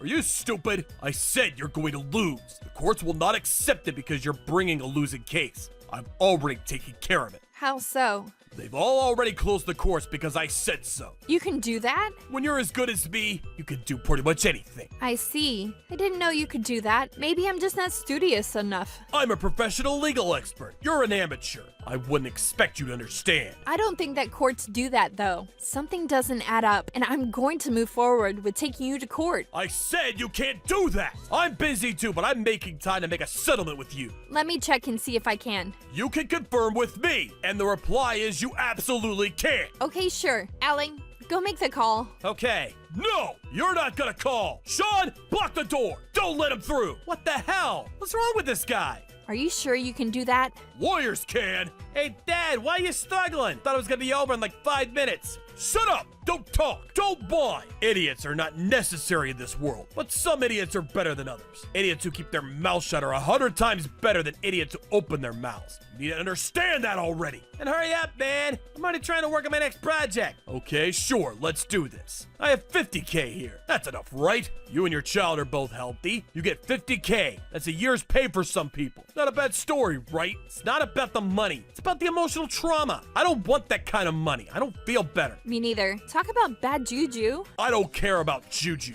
Money is money. Shut up and take it. That's all you can do. You know how much it costs to raise a child? It's better for you to just take the 50K here. You're just gonna lose money if you stay stubborn and go to court. I don't think so. I think I have a pretty good chance of winning, and I think that your son is going to be sentenced to time in jail. The courts won't react. I think they will do their job. Lawsuits cost money! Are you talking about legal fees? Yeah, we're talking several tens of thousands of dollars! No, they don't cost that much. Yes, they do! It's court! Law! Who's gonna join in on someone's argument just to help out? I don't know. I don't think you can even prosecute when it's criminal courts, right?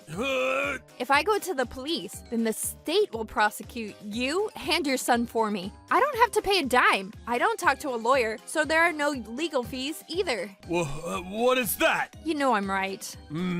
Just a little wrong. I mean, you know what it is? You shouldn't be picking fights with a professional. I'm gonna use the full extent of my legal abilities to force you both to pay. Wow, incredible. Of course. Everything you've been saying makes no sense at all.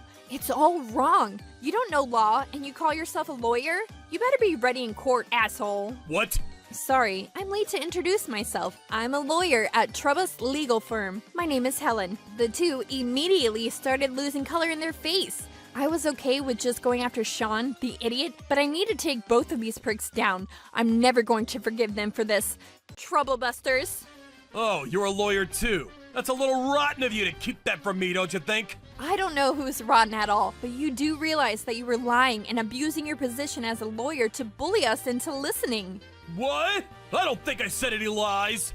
You know, I figured you'd forget, so I recorded everything on my phone. But you can't make me dig my own grave. That's just mean. You're really calling us mean right now? The second you said you were a lawyer, I was willing, no matter how small the chances, to accept settlement outside of court. I'm so sorry. I didn't realize that you were also a lawyer. You're so mean. If you said you were a lawyer to begin with, I would have been more correct. That's not the problem here. Why are you changing the subject? Sorry. That's what you're trying to protect, right? Even by lying? Huh? What are you talking about doing things the right way? You should have treated me correctly regardless of who I was. When your son pushed me, I was really scared. I really thought that our baby was done for. I was so scared. I'm so sorry about that. Okay, what are you not sorry for? Can you stop being a smartass? You're still acting like you have any right to be here. You're not remorseful at all, are you? I'm a lawyer this, I'm not apologizing that. You don't know about law too much. You just wanted to spew some BS and try to take it into a settlement, right? That's not true! Then why did you lie? It's complete bogus, right? You're a lawyer, right? You think that claiming your lies are true isn't illegal? Get that back! I'm not gonna give you the evidence that proves you're a corrupt lawyer. I'm going to take you to court and I'm going to sue your son. Of course, I'm going to bring all of your wrongdoings into the public too. You might even lose your license, all brought onto yourself. Damn it, Sean! What? Did they say it's fine? Now is not the time to be an idiot!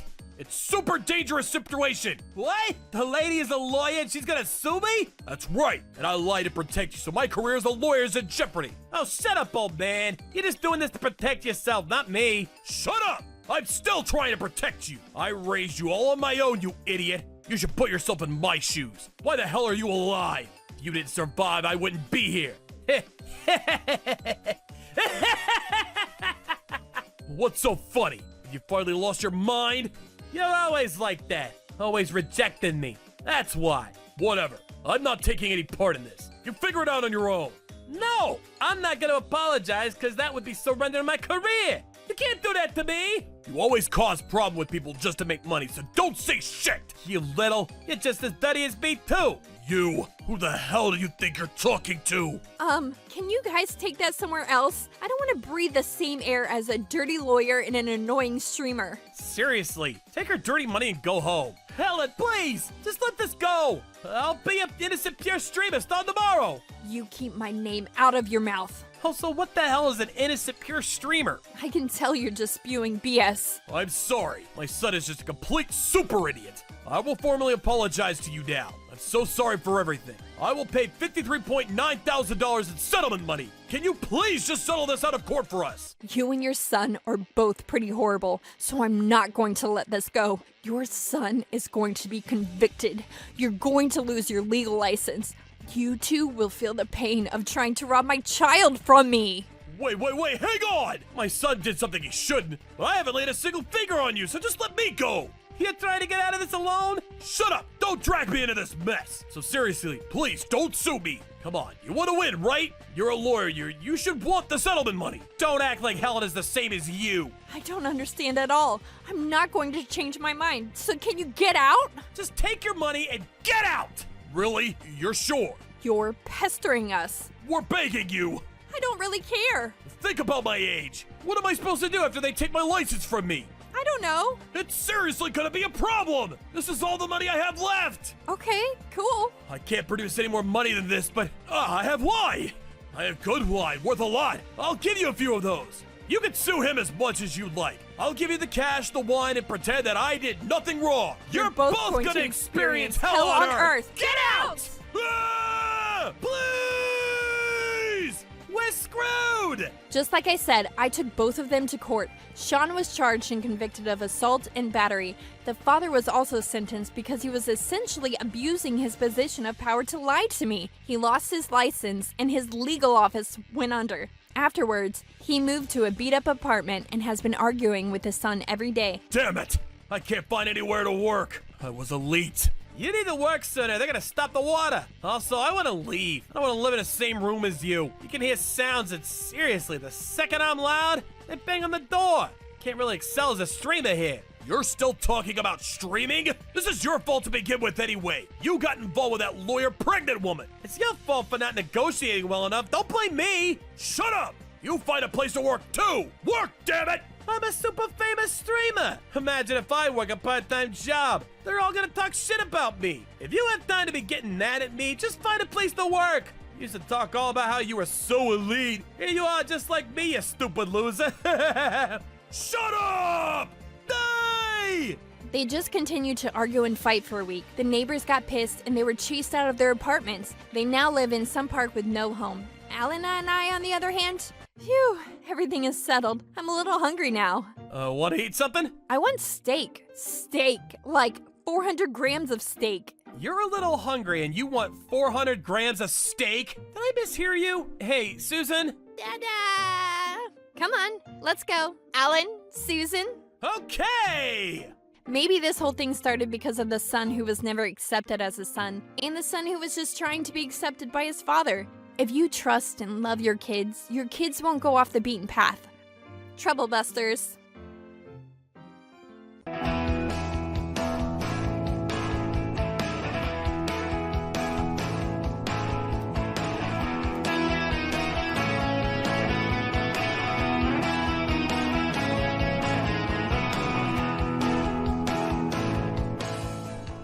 I'm here to pick up the purse that I reserved.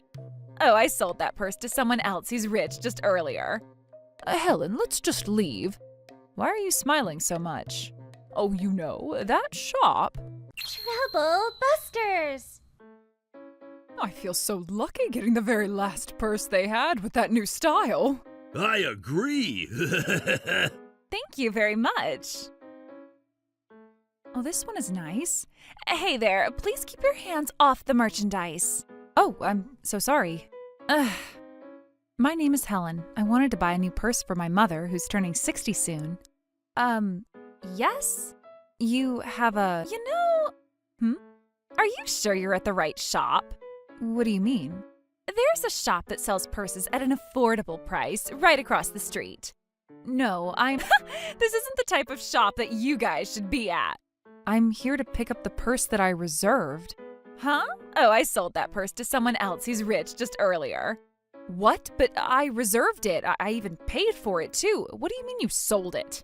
One of my clients who always shops at our store every month was here earlier and she wanted it. And our brand doesn't make too many inventories for that purse, but who knows? They might make more. Good luck.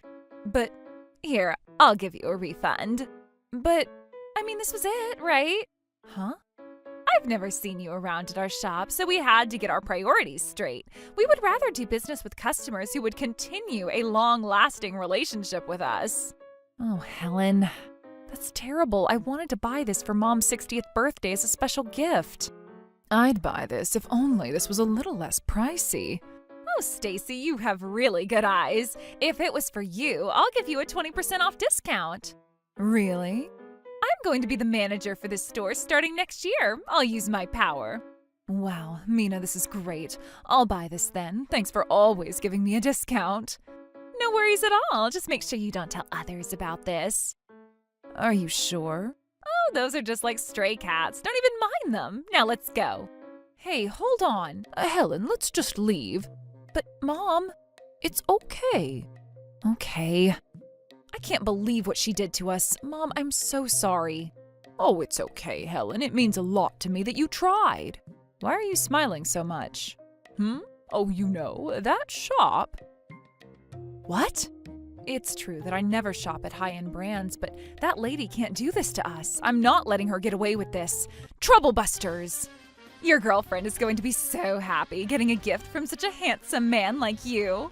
Thank you so much for saying that. It makes me want to shop more. Welcome. Oh, I know you forgot to take the money with you the other day. Where's your voucher? I'm not here for the money. I'm here for the purse. What? I already told you that I sold that purse. Don't you get it? What's going on here? Is there a problem? Who's that? Don't mind me. Just keep going.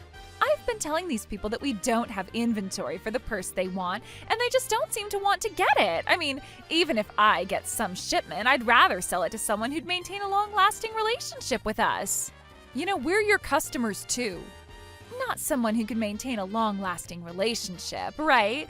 Look, I don't even have a tiny piece of fabric to sell you. Even if I get some shipment, I am going to sell it to another customer. Wow, you have a lot to say to these ladies. Of course I do. I'm going to be the manager for this store. I get to decide who to sell what. Look, I have to help this handsome young man right here. I am busy. So just take the money and leave. I guess we have no choice but to tell the president. Okay, I hope he picks up. Oh, is the game turning now? What? President? Are you going to call the HQ? You can't threaten me like that. Really? Are you gonna be okay? I told them I'd give a refund, so there shouldn't be any problem. I'll just tell them that there was a small, genuine mistake, and we ended up giving the reserved item to another customer. Or what? Are you telling me that you're a perfect human being who's never made mistakes? Look, I know you did this on purpose.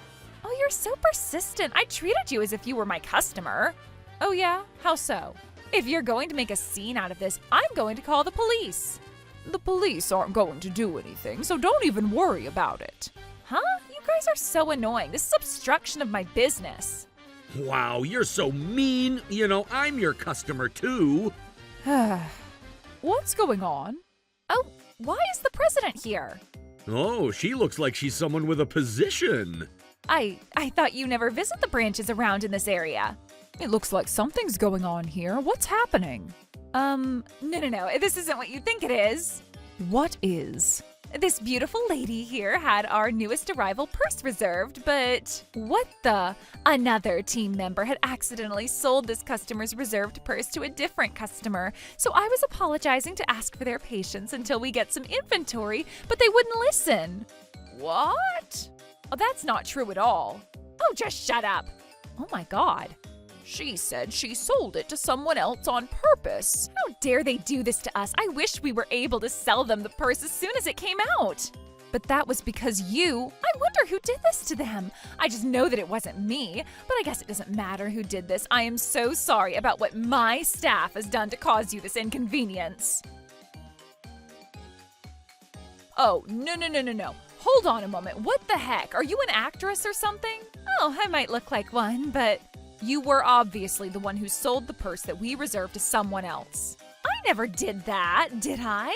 You told us the other day that you sold it to someone else who was rich. That's right. That's not true. I never said any of that. You can't accuse me like this without being able to prove a single thing. Prove a single thing, huh? If you're going to insist so much, why won't you show us some proof? Cut it out. But ma'am, I've been telling them that I'm going to make a full refund to them, but they keep making a scene here to cause disturbance to our other customers. What? We're not causing any disturbance. First of all, please allow us to refund the payment you've made. We deeply apologize for the inconvenience that we've caused you. Thank you. I'll say sorry too. Sorry. Now I'm going back to work. I'm going to make sure I get to the bottom of the person who made this error and be sure that person faces a well-deserved consequence. What? But we made a refund and we apologized. What more do we really need to do? That doesn't solve the root of this problem. That's right. You might not understand this, but I've been hearing these ladies out since the other day. I think they're just trying to complain to get something out of this situation. What? I mean, it's true, right? All you need is a refund, but you keep trying to make a scene out of what happened. Make a scene? Don't you understand what you've done? What is it? Explain it? How do you feel about it, huh? Cut it out. They're so persistent, it just makes me want to make fun of them. Besides, look at what they're wearing. I don't think it's good for our brand image for people like these ladies to even be possessing our product. Brand image? That's right, you always talk about our brand image during our company meetings, too. So are you saying that your presence improves our brand image at all? Huh? I don't think so. Oh, that's not true, ma'am. I'm always wearing purses and shoes from our brand, and all my clothes are from high-end brands. That's not what I'm talking about. But that's where we should all start from. People without money who can't even make themselves look gorgeous shouldn't even carry purses from our brand. And no matter how many high-brand items you have on you, your soul is completely cheap and low quality. What? These ladies here are my very important clients, and I am not going to forgive you for the way you've treated these ladies. What? But I've only been acting appropriately. Besides, why are you taking their side anyway? I know we're supposed to treat our customers with great care, but there are places and times for that. I'm going to be the manager for this store, so you should trust me a bit more. This is going to be personal, but... What? I've known this lady here ever since we were back in junior high. What? I've always wanted to be like Sarah, so I followed her to go to the same high school and college, too. Sounds more like besties than just a friend. So you followed her around everywhere, but it looks like you never ended in the same field, huh? Same field? Oh, it looks like you don't know who she is. So let me tell you, Carla is actually a renowned jewelry designer. Huh? We have several designers for our jewelry, and Carla's one of them. What? You're kidding, right? I mean, she's just an ordinary... She's been in our company news, too. And I don't plan on assigning a manager position for one of my stores knowing that you only care about how a person is dressed. I know this was already decided and announced, but I'm going to discuss this during the board meeting to adjust this decision. What? Hold on, you can't do that. Uh-oh, she's in trouble. I've been listening this whole time, but it sounds like that lady intentionally sold the purse to someone else. Oh, shut up. He's right. I would never do anything like that intentionally. I mean, it wasn't even me. Isn't this crazy? Oh my God, is that us? That's just from a few minutes ago, and that's exactly what we're wearing right now. Our faces are exposed. You need to delete that post right now. These comments are wild, too. This isn't Trubbis. They can't post pictures of their customers like this. Oh, wow. Aren't these posts actually obstruction of business? There's more! It says, the associates here are rude. I'm never going to shop here again. I used to love this brand, but not after getting the worst customer service ever. And there are more than 5,000 replies in this thread. This is crazy! 5,000? These type of posts tend to go viral on the internet, you know. And you must have been the one who posted this on social media. No, it wasn't me. You liar. What were you thinking? Are you trying to bring this brand down? Of course not, ma'am. I mean, it's their fault for visiting our shop dressed like that. All of our other customers are dressed nicely. I wouldn't have minded giving them at least a decent service if only they were dressed nicer. I can hear you loud and clear. How arrogant can she get? We're dressed normal, aren't we? I'd understand what you're saying if we were wearing dirty clothes, but that's not the case here. I don't find it necessary for us to be wearing high-brand clothes just to shop here, especially since I'm a jewelry designer. It's my job to create something that makes you look gorgeous even without any luxurious dresses. That's completely right. Our brand prides on designing items that range from luxury to everyday use, and we don't need a manager who chooses customers for her own sake. I remember her giving discounts to certain customers using her manager power. Now I know she's done it to increase her sales. What? Is that what you've been doing? Discounts are only for employees. We can't start giving discounts for anyone, and it's only going to hurt your sales. But that customer you were giving a discount the other day to seemed like she knows you'd give her a discount, and that's why she was acting like that. And it's against our company policy, too. You went against the rules. We just send some letters and vouchers to certain VIP clients, and that would be the only exception. What a loss! What's wrong with you? I've been doing this so we can increase our sales. I never knew that you wouldn't understand something so simple. You are such a disappointment. You say it as if you've done the company a favor, but you've only been doing it for your own sake. Get your facts straight. You even posted that picture on social media, which is hurting our brand as we speak. You're going to face your consequences, so you better be ready. Nice try, lady. I already deleted the post. You don't have anything that can prove what I did. I'm sure all you have is the surveillance footage inside this store, and that's not going to show anything. At the end of the day, a clever woman like me wins the game. She's so shameless. She just doesn't care. Oh, Sarah. And you can't punish me for something you can't even prove. But I have everything recorded on my voice memo. What? You're kidding, right? It's true. Here. Look, I don't even have a tiny piece of fabric to sell you. Even if I get some shipment, I'm going to sell it to another customer. But why would you do that? Ta-da! I'm actually a licensed attorney. What?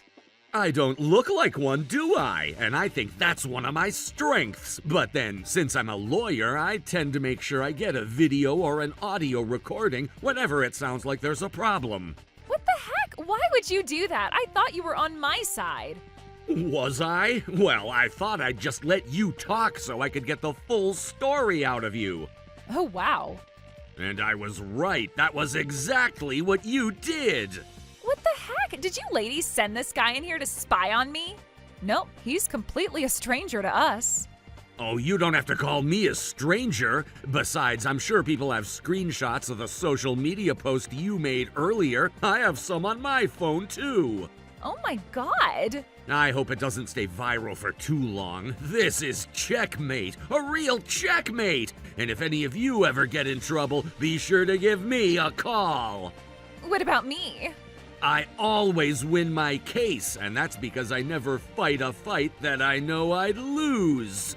What the heck? I'm sure people are just going to forget what they saw on social media. This isn't even something a lawyer needs to deal with. I just did this for the sake of the store. If you were to do something for the sake of this store, this was probably the last thing you should have done. Shut up, Miss Sarah. Ma'am, I'll never do anything like this again. I have learned my lesson, so please forgive me. How shameless could she get after acting the way she was acting earlier? It's already too late. Based on what other people have said about you on social media, it sounds like you treated other customers the way you treated Carla and Helen.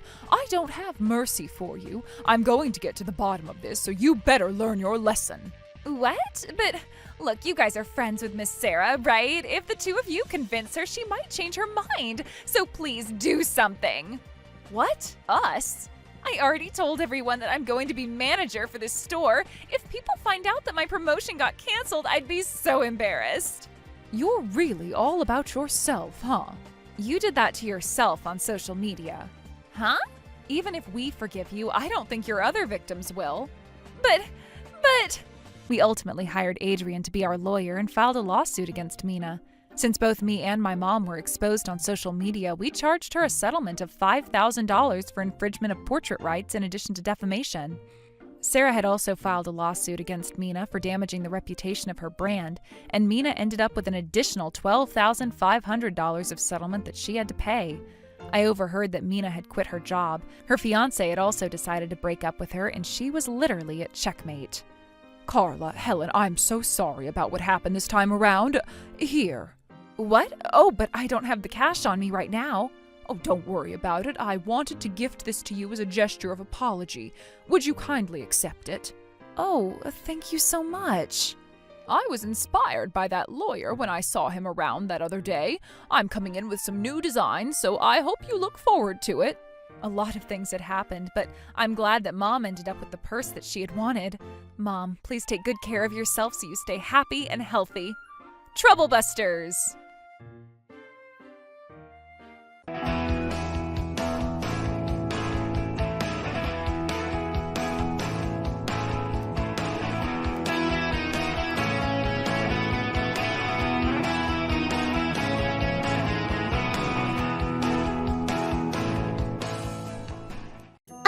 turn this room into a nursery. Once the baby arrives, there won't be room for you to live here with us. So would you mind finding your own place to live? I won't be able to do that. Why not? Besides, it's not your choice. We're asking you to move out. Trouble Busters! My name is Melanie. I work as an employee, but my company allows me to do most of my work from home. The company provides IT-related services, and they allow their employees to work remotely. As long as I have my smartphone and computer, I can work anywhere. That's why I work from home most of the time. I could work remotely from a nice cafe, but I find that I'm able to concentrate the most when I'm at home. I live with my parents, and they were kind enough to create a new workspace for me. I was so happy to work at home and also be surrounded by my lovely action figures. I was satisfied with being able to work from home, but there was one problem. I have an older brother named Alan, and we do not get along at all. When I was in middle school, he said to me, Melanie, can I sell this action figure? "No, you can't." I checked online and this thing is really popular. I'm sure that I could sell it for a good price. It's valuable to me, so the answer is still no. You're so stingy. You didn't even buy this with your own money. I did buy it with my own money. Since you bought this with your allowance, that doesn't count. So I'm selling this as planned. This isn't fair. I saved up my allowance to buy that figure. My brother would sell my action figures from time to time whenever he wanted some money. I haven't seen my brother for many years now. As soon as he graduated high school, Alan began to live on his own. I guess he didn't want to be around me. One day, while I was polishing my action figures, he came home suddenly. Melanie! I didn't realize you still had so many action figures. Alan, what are you doing home? Your room is like a museum. I can't believe that you still live with our parents. When are you gonna grow up? I use this room for work. How can you concentrate with all your action figures staring at you? Aren't you unemployed? What? Your sister's unemployed and living off her parents at her age? Who is this? A woman I'd never seen before peered out from behind my brother. It seemed that she was my brother's fiancée. Alan, are you getting married? I am. I came to introduce Sarah to our parents. Sarah also wanted to take a look at our house. Congratulations. I thought they were perfect for each other. Would you give us some of your action figures as a wedding gift to us? What? Alan, why would we want such garbage as a gift? I don't want them, but I want to sell them for a high price. Oh, really? My sister's unemployed, but she still gets my parents to buy her thing, just like when she was a child. I'm not unemployed. You're a parasite. You do nothing all day and live off our parents. You're not listening. I work. I'm employed by a company that allows me to work from home. That doesn't sound like a real job. I didn't know that your family was rich. I'm as surprised as you are. I had no idea that my parents were paying for my sister's extravagant lifestyle. My parents plan to live in this house for the rest of their life, which is why they renovated their home to meet their needs. During their renovation, they created a workspace for me. They bought the land next to our house too and made our place even bigger. Why didn't anyone mention any of this to me? We left your room the way it was, and we did tell you about the renovation. Whatever. The place will eventually become mine anyway. Huh? You mean ours, right? You're right. I don't understand. What are you talking about?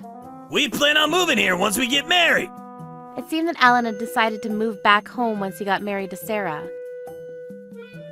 And what surprised me was that my parents were okay with this. They said yes because Sarah was pregnant. I'm pregnant! That's why living in this big house would be good for us. We want our baby to be close to its grandparents. I don't think there's enough room for your entire family, though.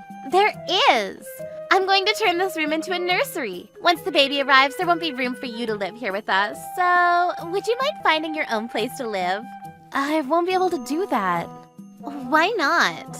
Besides, it's not your choice. We're asking you to move out. Get ready to move out, sis! I was furious that Alan and Sarah were trying to kick me out of the house. I didn't want to fight with them, so I started to look for my own place to live. One day, when I went to the company office and came home, a bunch of boxes were placed by my house entrance. To my horror, Alan and Sarah had packed up my things and left them outside. What have they done? I ran into the house. Didn't you see that we placed the boxes outside for you? I don't know what you're talking about. We packed up your things and left them outside! Wait, I haven't found a new place to live yet. Well, hurry up then! We can't wait forever! That's why we helped you pack up! You helped me? You can leave your furniture behind. We'll use it for you. Aren't you being selfish here? We told you that we'd be moving in. Since you're unemployed and single, it makes sense for you to move out. Alan and Sarah began to laugh at me. When I saw them ridiculing me, I was determined to move out. Fine, I'll move out, but I expect you to take care of our parents. Our parents are still young and healthy. They don't need to be taken care of. I agree with Alan. Besides, we're both relieved to not have to worry about taking care of you. I see. If that's how you see it, then I'll leave this house as you wish. I wanted to get away from them as soon as possible, so I decided to stay at a hotel that night. I had to do something about my belongings, so I told my company that I'd be taking the following day off. I'm sorry for the short notice, but may I take the day off tomorrow? Yes, that's fine by me. I hope that it's not an emergency of some sort. Well, my brother kicked me out of the house. Why would he do that? I told my boss about everything that had happened with my brother. That's not fair to you. Your brother has no right to mistreat you like that. My boss was furious for me. You can use my work apartment until you find a place of your own. Are you sure? You're too kind. Yes, of course. Besides, I don't use it so much. Wow, that would be great, thank you. I've recently bought a holiday house and I plan to do my work from there too. A holiday house sounds wonderful. I also want to take this opportunity to thank you for your hard work. You're a real asset to my company. I'm so happy to be appreciated in this way. I really enjoy working for you. So I know that it's out of the blue, but I'd like to promote you to Senior Managing Director. A Managing Director? Me? I'm not sure that I'm the right person for such a senior position. You have nothing to worry about. I'll help you learn the ropes. Really? This is amazing! Now that I was getting promoted, I didn't care that I was getting kicked out of the house.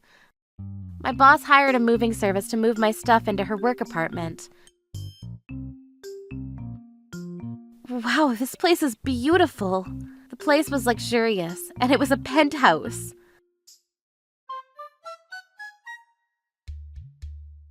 I feel like a celebrity. I bought this apartment as my workspace, but it has a kitchen and bath, everything that you need to live here. The concierge can assist you if you need their help with anything. There's a concierge? How nice. I'm happy for you to decorate the room with your action figures. You're too kind. I want you to be comfortable so that you can continue to work hard for me. Was she trying to lure me? I didn't mind, though. A few days later, as I was going through my things, I realized that my brother had failed to pack my work things. Reluctantly, I went to my parents' house to get my work documents. What are you doing here? He forgot to pack some of my things, so I came to get them. Alan wasn't home, so it was just Sarah at the house. I wish you wouldn't come here anymore. I don't plan to, but I do want to see my parents from time to time. I don't want people to think that we're family. I'm embarrassed. You're a loser with no job. You don't seem to understand that I do have a job. Besides, this is my house, not yours. You got your parents to take care of you for all these years. Don't you think that it's time that you left them alone? I'm not a loser and I haven't been living off my parents. You're no longer welcome here. Although I would miss my parents, I didn't want to come home anymore now that Alan and Sarah were living here. So I promised Sarah that today would be my last visit. I hated Sarah. She was so demeaning and bossy. I won't forgive her. Troublebusters. A month later, Alan and Sarah suddenly came to see me. Melanie! How are you able to afford this place? How did you find out that I live here? I don't get it! What don't you get? How could you leave me to pay the mortgage payments on our house? Oh, that. I can't afford to pay back $3,000 a month when I have a baby on the way! Your parents are asking us to pay the mortgage. Well, I paid the mortgage while I lived there, so that seems fair. How did you come up with the money? And how is it that you live here? I thought you were unemployed. I told you both many times that I have a job. So you weren't taking money from our parents then? Our father is retired and he doesn't have any income, so I was paying for our parents' living expenses. I can't believe this. Alan, you told me that your sister was unemployed. That's what I thought, and I had no idea that she was the one paying the living expenses! Well, now that we know that you have money, you should continue making the mortgage payments. Why should I? You kicked me out of the house and told me to never come back. I've changed the name of the mortgage to Alan already. You tricked us! I did no such thing. You're the one that asked me to leave you two alone. I know, but... Suddenly, my mother made an appearance. I didn't know that you two were here.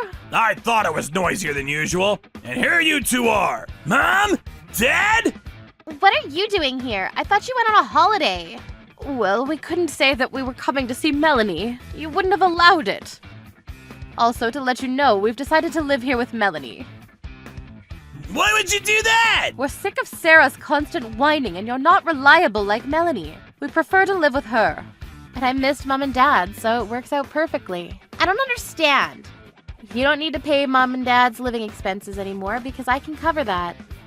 But I ask that you pay the mortgage since you're the ones living in the house. You have everything that you wished for. A big house of your own. This isn't what I wanted. I want to live in a luxury apartment too. Alan, do something. We don't have the money to live in a penthouse, Sarah! Could you please leave and have your discussion elsewhere? I'm busy with work. Wait! We need your help! Yeah, we're family after all. I can't believe that you would call me family after the way that you treated me. I don't want anything to do with you two.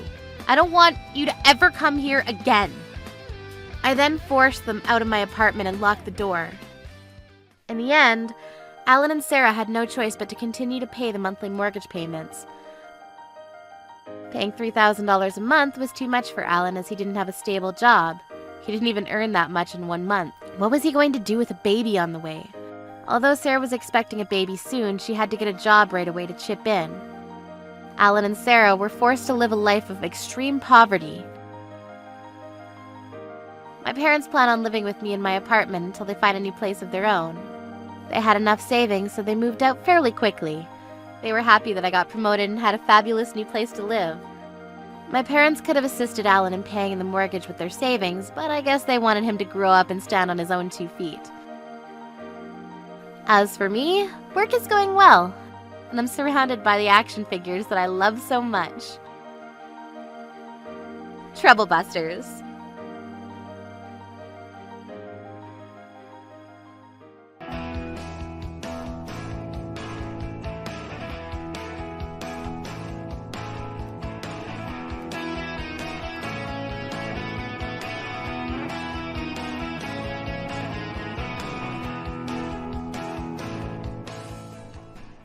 My stomach is killing me! Ugh! What's happening? Must be something that I ate! I'm gonna sue this restaurant! Please don't! We make sure that the food we serve here is top quality. It can't be our food that gave you the stomach ache.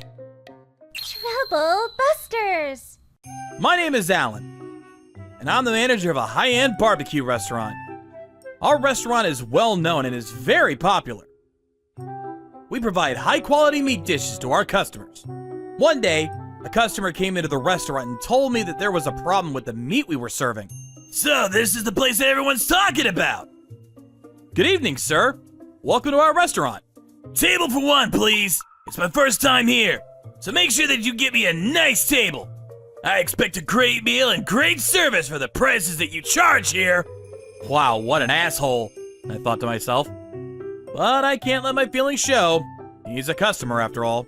The idiot customer ordered the expensive meals on our menu. I was amazed at how much he could eat.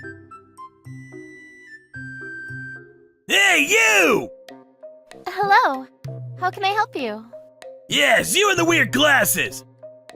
This meat tastes funny. I think that there's something wrong with it. What do you mean by funny taste? I'm saying that the food here tastes nasty! But I see that you finished eating most of the food that you ordered.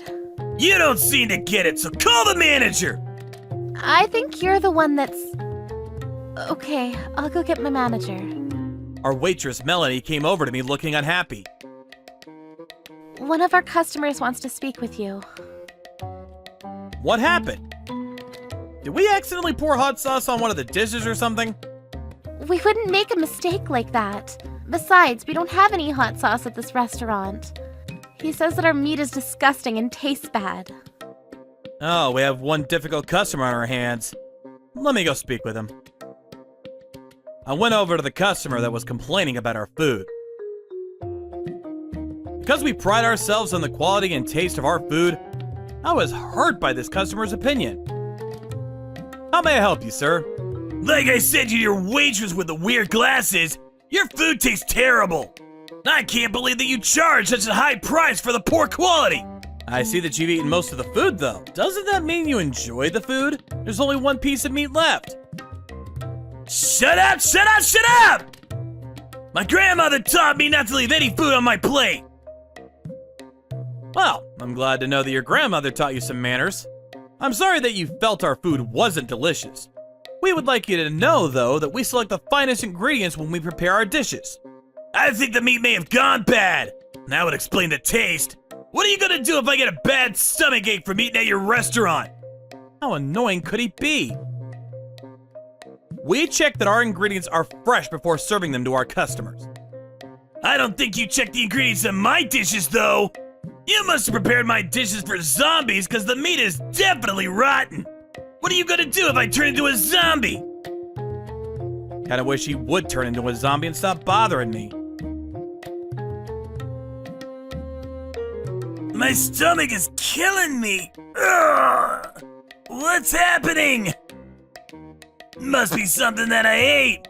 I'm gonna sue this restaurant. Please don't! We make sure that the food we serve here is top quality. It can't be our food that gave you the stomachache. I couldn't believe that this was happening. The complaining customer began to roll up his sleeve. What was he gonna do? I was scared. Look at this! You have tattoos. I do! People in the neighborhood call me Dragon Aaron. Do you want to fight? No, I do not want to fight. And I didn't know that you were famous in our neighborhood. Well, people treat me like a king around here. Why do people look up to you so much? Who are you? I formed a group with some ex-convicts. We're invincible! I see. I have friends in the mafia too. Are you scared now? I can have them come over here now if you like. I wonder what your other customers would think. I was scared. Well, I might be interested to meet an ex-convict or a mafia member in person. But then I realized something. I saw that the tattoos on Aaron's arm were peeling off! They were just stickers, and Aaron was bluffing. I now knew that Aaron was only pretending to be a big guy when he really wasn't. And he didn't know that his tattoo stickers were coming off. What a klutz! So how about you apologize to me now? And you should pay me for the pain that you caused me! Or else I'm gonna call my mafia friends! I see. Well, if you're gonna bring the mafia, then there's someone I'd like to introduce to you as well. What? I knew that Aaron was a fake, and I wasn't scared of him anymore. And I wasn't gonna let him make false complaints about our restaurant either. I wasn't gonna forgive him. Trouble Busters! Let me explain to everyone that I have an uncle who is a real mafia member. Ordinarily, he's very nice and he wouldn't attack a person without good reason. I gave my uncle a call. Hi, sorry to call you out of the blue. There is a troublesome customer at the restaurant, and I could really use your help. Yes, if you're in trouble, I'm happy to help. Thank you. My uncle arrived at the restaurant right away. So, who are you gonna introduce me to? You better not have called the police on me. I'm Dragon Aaron. You shouldn't be rude to me. So, you're Dragon Aaron, huh? What? You said that you'd be calling the Mafia. Which members are you referring to? Who are you? You have friends in the Mafia? And you don't know who I am? Everyone in the Mafia knows who I am. You're a Mafia member? Dragon Aaron was shaking in fear. I wonder where his confidence went. So, who do you know in the Mafia? Aaron was now close to tears.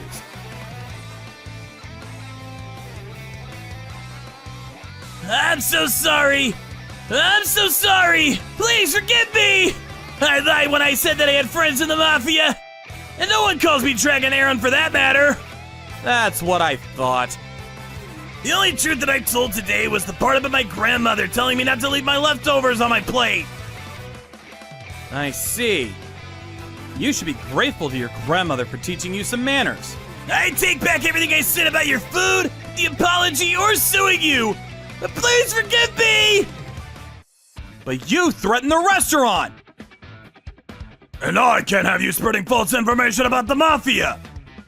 Ah! Please don't punish me! Alan, I'm gonna have a word with him. Yes, please do! Please don't! Help! Somebody help me!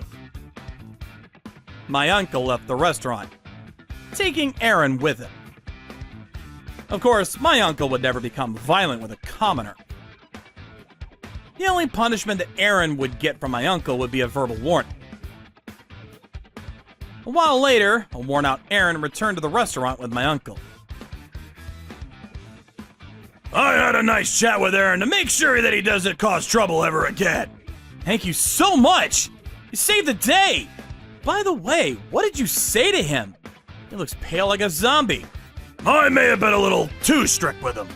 Aaron, you make sure that you don't make unreasonable demands to other people ever again. Yes, I promise not to! My uncle then left the restaurant. As for Aaron, he paid for his meal and quickly left the restaurant. He didn't even wait to receive his change. We found out a few days later that Aaron would frequent fancy restaurants and complain about the food so that he wouldn't have to pay for the meals.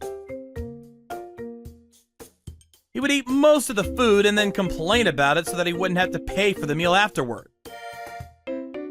Many other restaurants fell victim to Aaron's sleazy methods. And he owed a lot of money to a lot of people. One of the restaurant owners had filed the incident with the police, and Aaron was finally arrested. I didn't like him from the start. I could tell that something was off from the minute that he walked into the restaurant. Yeah, you're right. Maybe I should have just called the police right away. No, I think that your uncle taught him a good lesson. He needed it. Aaron needs to feel bad for his crimes. You have a point. Getting lectured by a Mafia member is going to be unforgettable for him. Seeing how pale he became, I'm sure that he won't be making the same mistakes ever again. He'll probably never use tattoo stickers again either. It was so funny when the stickers began to peel off his arms. Thinking about it makes me laugh now. Oh, you found that hilarious too? That was funny. As we were both laughing about this, my uncle came into the restaurant. Hey, Alan. I hope that none of the customers are bothering you today. Thankfully not. You really helped me out the other day. I'm so grateful. There was nothing. I didn't think that you would get to the restaurant so quickly. You're faster than a food delivery service. I'm happy to rush over to help out my nephew. Do you have a table for one available today? Of course! Your meal's on the house. After the incident with Aaron, my uncle would come to the restaurant often to check in on me. I know that the Mafia is frowned upon by society, but my uncle has a kind heart, and he is great to me. Aaron's now serving time in prison as punishment for his crimes. And we haven't had any trouble at the restaurant since his arrest. I'm happily managing my restaurant and enjoying serving the customers with our great meals and hospitality. Trouble Busters!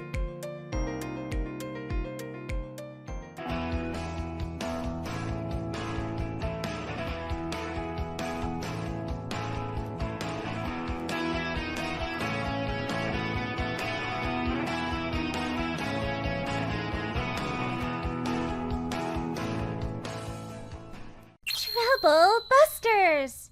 My name is Helen. I'm currently working for my father's company. For some reason, people in the office call me by the nickname Cinderella. Cinderella, can you make 100 copies of this document? It's not like people are bossing me around. My father's company is small, and it has one big client called Travis Corporation. And I'm engaged to be married to Aaron, the heir of the company. We met at a business meeting and started dating soon after that. We've only been dating for 6 months, but he proposed to me last month. Helen, will you marry me? Yes! Aaron proposed to me at work, in front of everyone. I was so happy that Aaron was the romantic type that was not embarrassed to make grand gestures. I had no reason to say no to his proposal. But this was the beginning of my nightmare. I'm so nervous to meet your parents. He'll be fine. My mommy is very nice. Your mommy? What? Oh, it's nothing. Today was the day that I was meeting Aaron's parents for the first time. I was right to be nervous. They lived in a gorgeous place. Mommy, I'm home. Hello, Aaron. Lovely to have you home. Nice to meet you. I'm Helen, Aaron's fiancée. This was my first time meeting Aaron's mother. I wanted her to like me, but she wouldn't even look at me. I don't think she liked me. I could tell that she didn't approve of my engagement to Aaron. I didn't know what to do. Aaron? What is it? Never mind. Aaron didn't seem to know how his mother felt about him marrying me. Aaron, I don't want you to get married to Helen. What? Why would you say such a thing? She has no elegance. I don't like the color of her hair. I didn't think that Aaron's mother would blatantly show her disdain in front of Aaron and I. And she had no intention of changing her mind about us.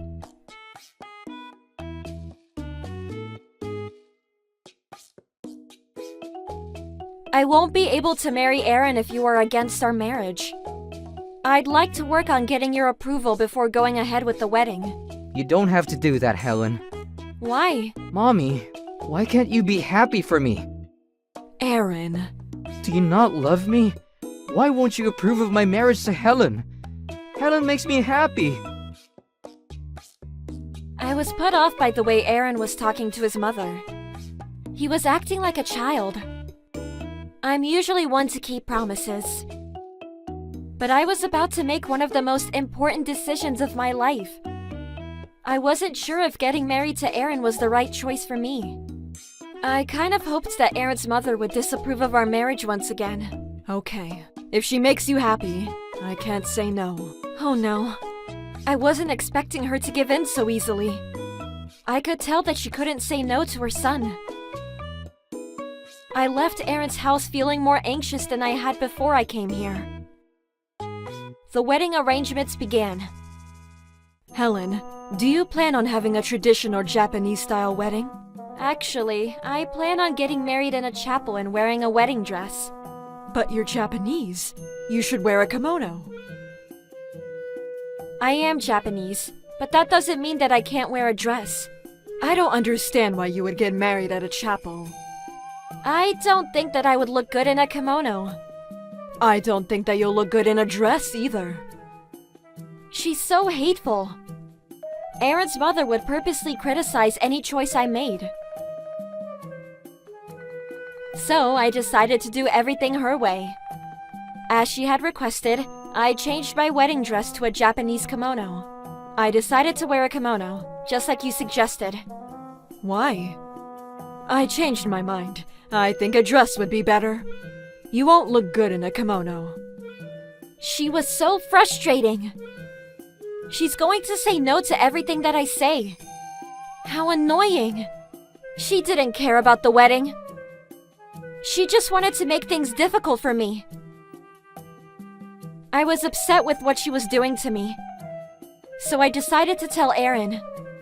Aaron, we can't get married if your mother is going to continue acting this way. Let's postpone the wedding. Why would we do that? Your mother hates me. I don't think she does. If you can't see the truth about your mother, then I can't marry you. Don't say that! I can't marry you like this.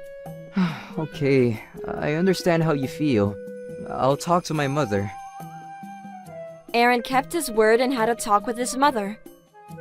After Aaron spoke with his mother, she stopped tagging along to our meetings regarding the wedding preparation. I guess she listens to her precious son Aaron. A week before the wedding, Aaron and I registered our marriage at the city hall. On the day of the wedding, I was doing my hair and makeup. Our wedding venue was a guest house, and it was decorated beautifully for our wedding. Our wedding photographer took photos of me getting ready for the ceremony. I'll be by your side the whole day taking photos of your wedding. Yes, thank you. I look forward to the photos. Please be yourself in front of the camera. No need to be nervous. Okay. Aaron's mother then entered the room. You're early. Could I please have a minute alone with the bride? I'm not done taking photos. Please take the hint. I need to discuss a family matter with my daughter-in-law. I see. Let me give you some privacy then. I was now alone with Aaron's mother. A situation I like to avoid. What do you need to talk to me about? I'm sorry to have to say this, but you're a slut. A slut? Why would you say such a thing to me? You were flirting with the wedding photographer. I saw it, so don't try to deny it. I only greeted him like any other person would. You're lying. The photographer was flirting back, and he was having fun taking photos of you. No, he was only trying to capture the moment and take photos for our wedding album. This is how you fool all the men around you, including my son. I did no such thing. Stop making excuses. To my horror, Aaron's mother took out a razor and started to shave my hair off. What are you doing? Stop! This is how I pay you back for tricking my son. You don't need to marry Aaron. Go find yourself another man. My hair was a mess. Aaron's mother had shaved the back of my head. I panicked and ran out of the room. Wait, I'm not done doing your hair. You're crazy! I'm never going to approve of your marriage to Aaron. That doesn't give you the right to act like a monster! I was shocked when I saw my hair in the mirror. The back of my head was completely bald. Tears started rolling down my cheeks. Aaron came into the room and saw me crying. Helen, are you alright? What happened to your hair? Your mother did this to me. What's wrong with her? She what? It wasn't me. How can you say that? Helen, are you sure that it was my mommy? You're so clueless. I'm annoyed that you think that I'm the one lying. Helen, you're being ridiculous. We're married now, and my mommy is family to you now. I told you before that your mother detests me. She doesn't. You're being paranoid. I can't believe this. I didn't openly disapprove before, but if you're going to blame me, I'm not going to stay quiet. Mommy, you promised not to say anything. What are you two keeping from me? Well, if we get married, I can take over your father's company, right? What? Up until now, I was stupid enough to think that Aaron loved me, but it turns out that he only wanted to marry me for his personal gains. Because Aaron had told his mother that marrying me would be a win for his family. His mother had stayed quiet till today. But his mother didn't like me from the start. And she wanted to embarrass me on my wedding day. That's why she brought a razor and ruined my hair. What shocked me the most was that my own father had agreed to sell his company to Travis Corporation in exchange for me marrying Aaron. My father's company was small, but it was very profitable. And Travis Corporation was desperate to acquire my father's company. This is unbelievable. In terms of looks, you're my type, so being married to you is not so bad for me. I was in despair. Not only had Aaron betrayed me, but my own father. Both Aaron and his mother were laughing at me. I was fed up and tired. My mind wandered, and I could no longer hear their hideous laughs. I didn't know what to do. I walked towards the balcony in anguish. I had the urge to jump off the balcony. Do you intend on jumping off the balcony? Don't haunt us afterwards. She won't do it. She doesn't have the guts. I was prepared to end my life by jumping off the balcony. The door of the room suddenly opened. Wait! The wedding photographer ran towards me and stopped me from jumping. Alan? What are you doing? Don't give up! I began to cry again. I overheard your conversation from the hallway and got worried. And what happened to your hair? I told Alan about everything that had happened. I knew it. You two were flirting with each other. You two are despicable. You should be ashamed of yourselves. I have no idea what you're talking about. Besides, this has nothing to do with you. Wait. Alan? Alan then checked the data in his camera. Take a look at this! The camera showed Aaron's mother shaving my hair off.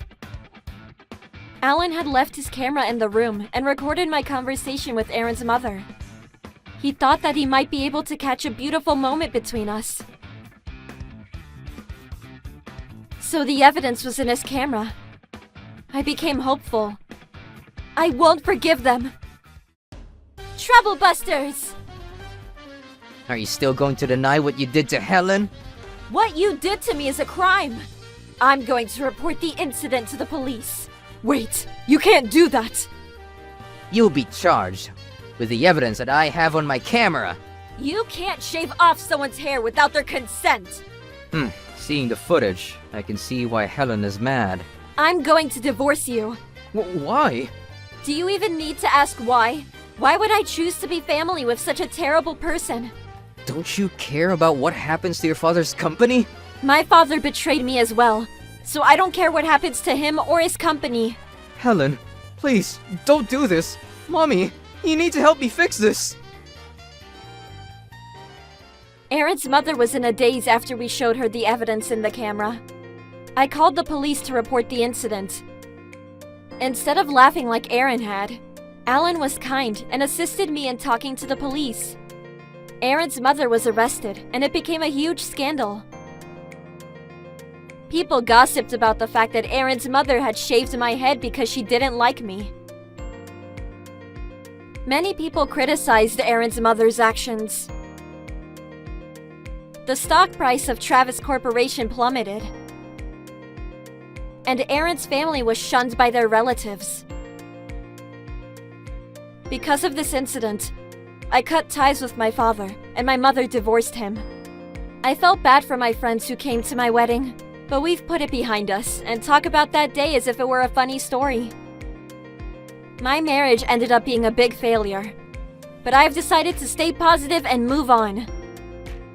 Troublebusters!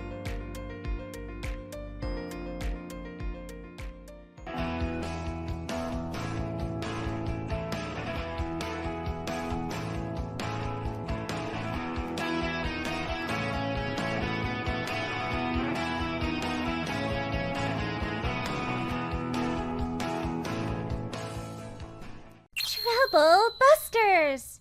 My name is Helen, and I live with my husband Alan, his mother, and our daughter Mia. Alan's mother is a divorcee, and she didn't want to live by herself, which is why she is currently living with us. But the bad thing about this for me is that my mother-in-law is one stubborn and mean lady to live with. I couldn't believe that she had the audacity to boss me around when we were kind enough to let her live with us. One day, I had prepared lunch for her and my family. She then said to me, "Isn't the soup too salty?" Is it? I tried not to put too much salt in the soup to make it healthier for you to eat. You care about my health. Don't treat me like an old person. Do you feel good about yourself by pretending to do nice things for me? It's an insult for me to be treated this way. I don't understand why you'd feel that way. If the soup is salty, I can dilute it with some hot water. That will ruin the taste. Don't try to cover up your lack of cooking skills by pretending that you're doing this for me. That's not my intention at all. Alright, I won't add anything else to the soup then. But then it's too salty. I don't want to get sick by eating too much salt. You want me to get sick so that you won't have to live with me anymore. I'm going to swell up from eating too much salt and have high blood pressure. I don't understand what you want me to do here. I'm your mother-in-law. You should think about what would make me happy. I didn't understand why I would need to do that. I was doing enough by letting her live with us. Just because I'm your daughter-in-law doesn't mean that you could boss me around. Are you talking back to me? I can't believe this. I'm going to order myself some pizza. I think that would be more unhealthy with lots of salt, oil, and sugar. I don't care about what you think. I'm going to enjoy the pizza in my room. Fine. Have it your way. So, my mother-in-law didn't eat the lunch that I had prepared for her, and locked herself up in her room to eat pizza. This is how it always was. Alan's mother would get upset with me if things didn't go her way. She blamed everything on me. I didn't mind that she didn't like my cooking, but she'd complain if I didn't cook for her. Why do you only cook for yourself? What am I supposed to do about my meals? You're so cold to me. I decided to write down all the things Alan's mother said to me in a diary. I had so much to write down I could have published it as a book. She was nice to my daughter Mia, which was a relief for me. In front of Mia, she was nice to me as well. You're such a smart girl, Mia. Yeah, I love reading. I wonder where you got your intelligence from. Alan's mother would try to be nice to me in front of Mia, but she would find subtle ways to criticize me. It was almost Alan's mother's birthday. Mia wanted to do something nice for her grandmother for her birthday. What a nice girl Mia is growing up to be. Mom, what do you want to do for Grandma's birthday? Let's think of something that will make her happy without overspending. Okay, I think that I will cook for her then. That sounds like a great idea. I was happy that Mia had come up with an idea that was nice and not expensive. To be honest, I didn't want to spend too much money on someone who wasn't nice to me. I learned how to make curry in my home economics class the other day. So that's what I'm gonna make for my grandma. Mia then began to make the curry for her grandma.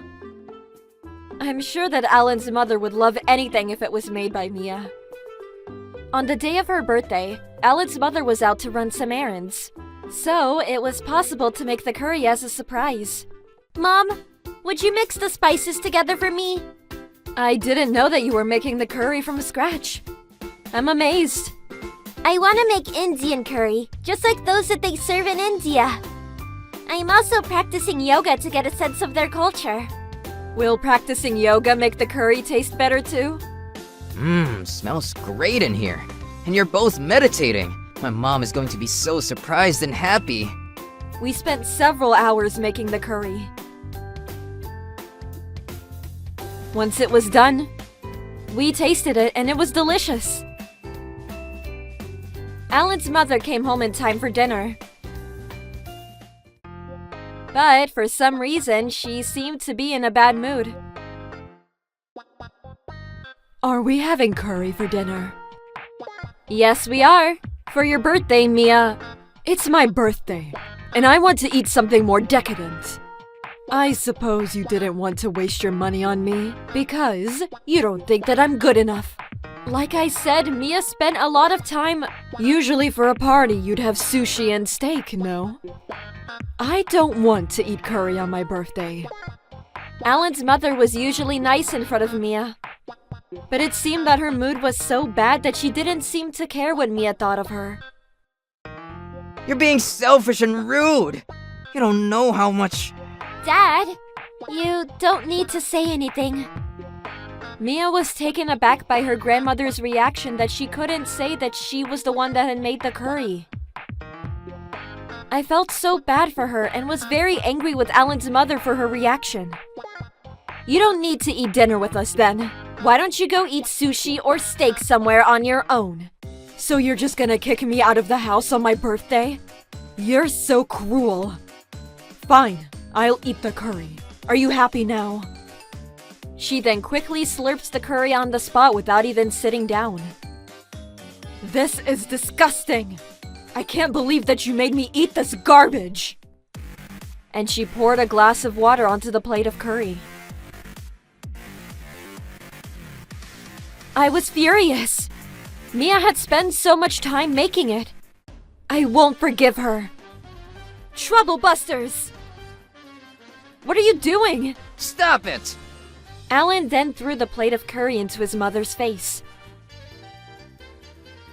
I've had enough of your bullshit! This is the curry that Mia made for your birthday, and you just ruined it! What? Alan's mother was in shock after finding out that Mia was the one that made the curry and not me. I'm sorry about this, Mia. I know that you didn't want me to tell your grandma that you were the one that made the curry, but I had to say something. This is all a bad joke, right? Helen made the curry, didn't she? No, Mia made the curry as your birthday dinner. And you just said that it tastes like garbage. Alan's mother was acting different now that she knew that Mia had made the curry for her.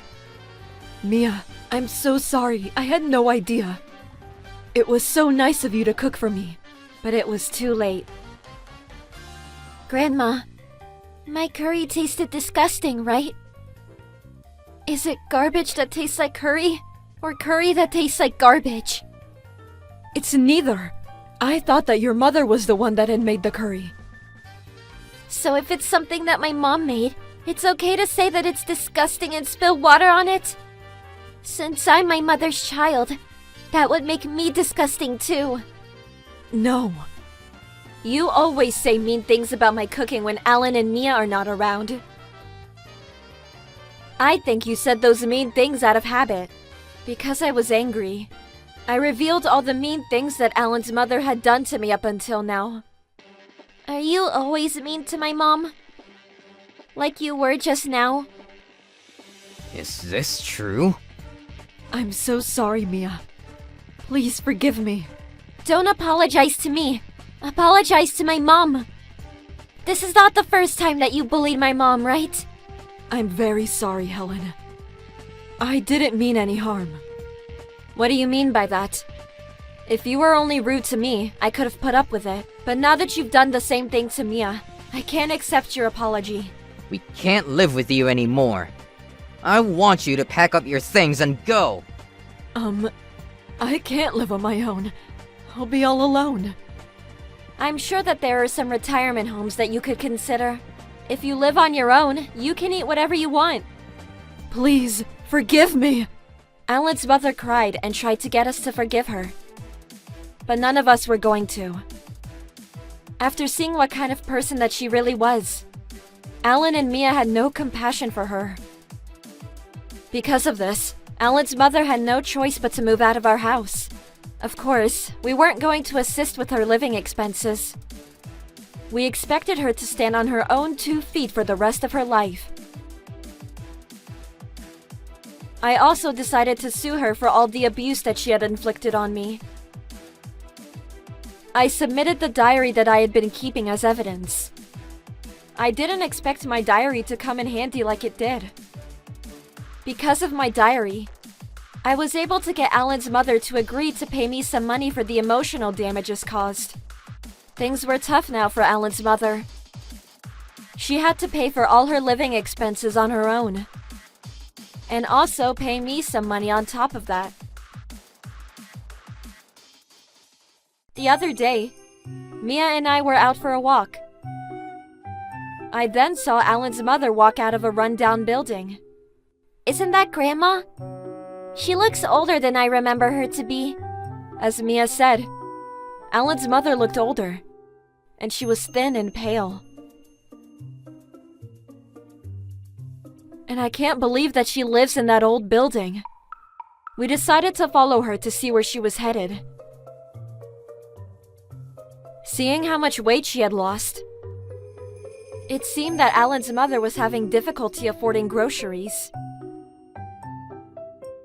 If Grandma had been nicer to you, she wouldn't be in the situation that she currently is in. Mia, let's get going. Okay. Alan's mother continued to live on her own and in deprivation. If she hadn't been so immature and selfish, we could have still been living together. As for us, we were living happily, just the three of us. Mia still loves to cook, and she's learned a lot of recipes. She sometimes makes dinner for Alan and I, and we couldn't be happier. Mom, I made Chinese food tonight. Wow, this looks so good. Mia, if you continue practicing, you're going to become a better cook than your mother. I agree. Mia, can you cook for us again sometime soon? Okay. While the three of us were living a happy life, Alan's mother was all alone and lost everything that was important to her. I hope she understands why she ended up this way. I feel sorry for the fact that she has to live under such severe conditions. But she is an adult, and she needs to take responsibility for her actions. Regardless of what she did to me, she is still Alan's mother and Mia's grandmother. So we plan on going to visit her when we feel that the time is right. Trouble Busters!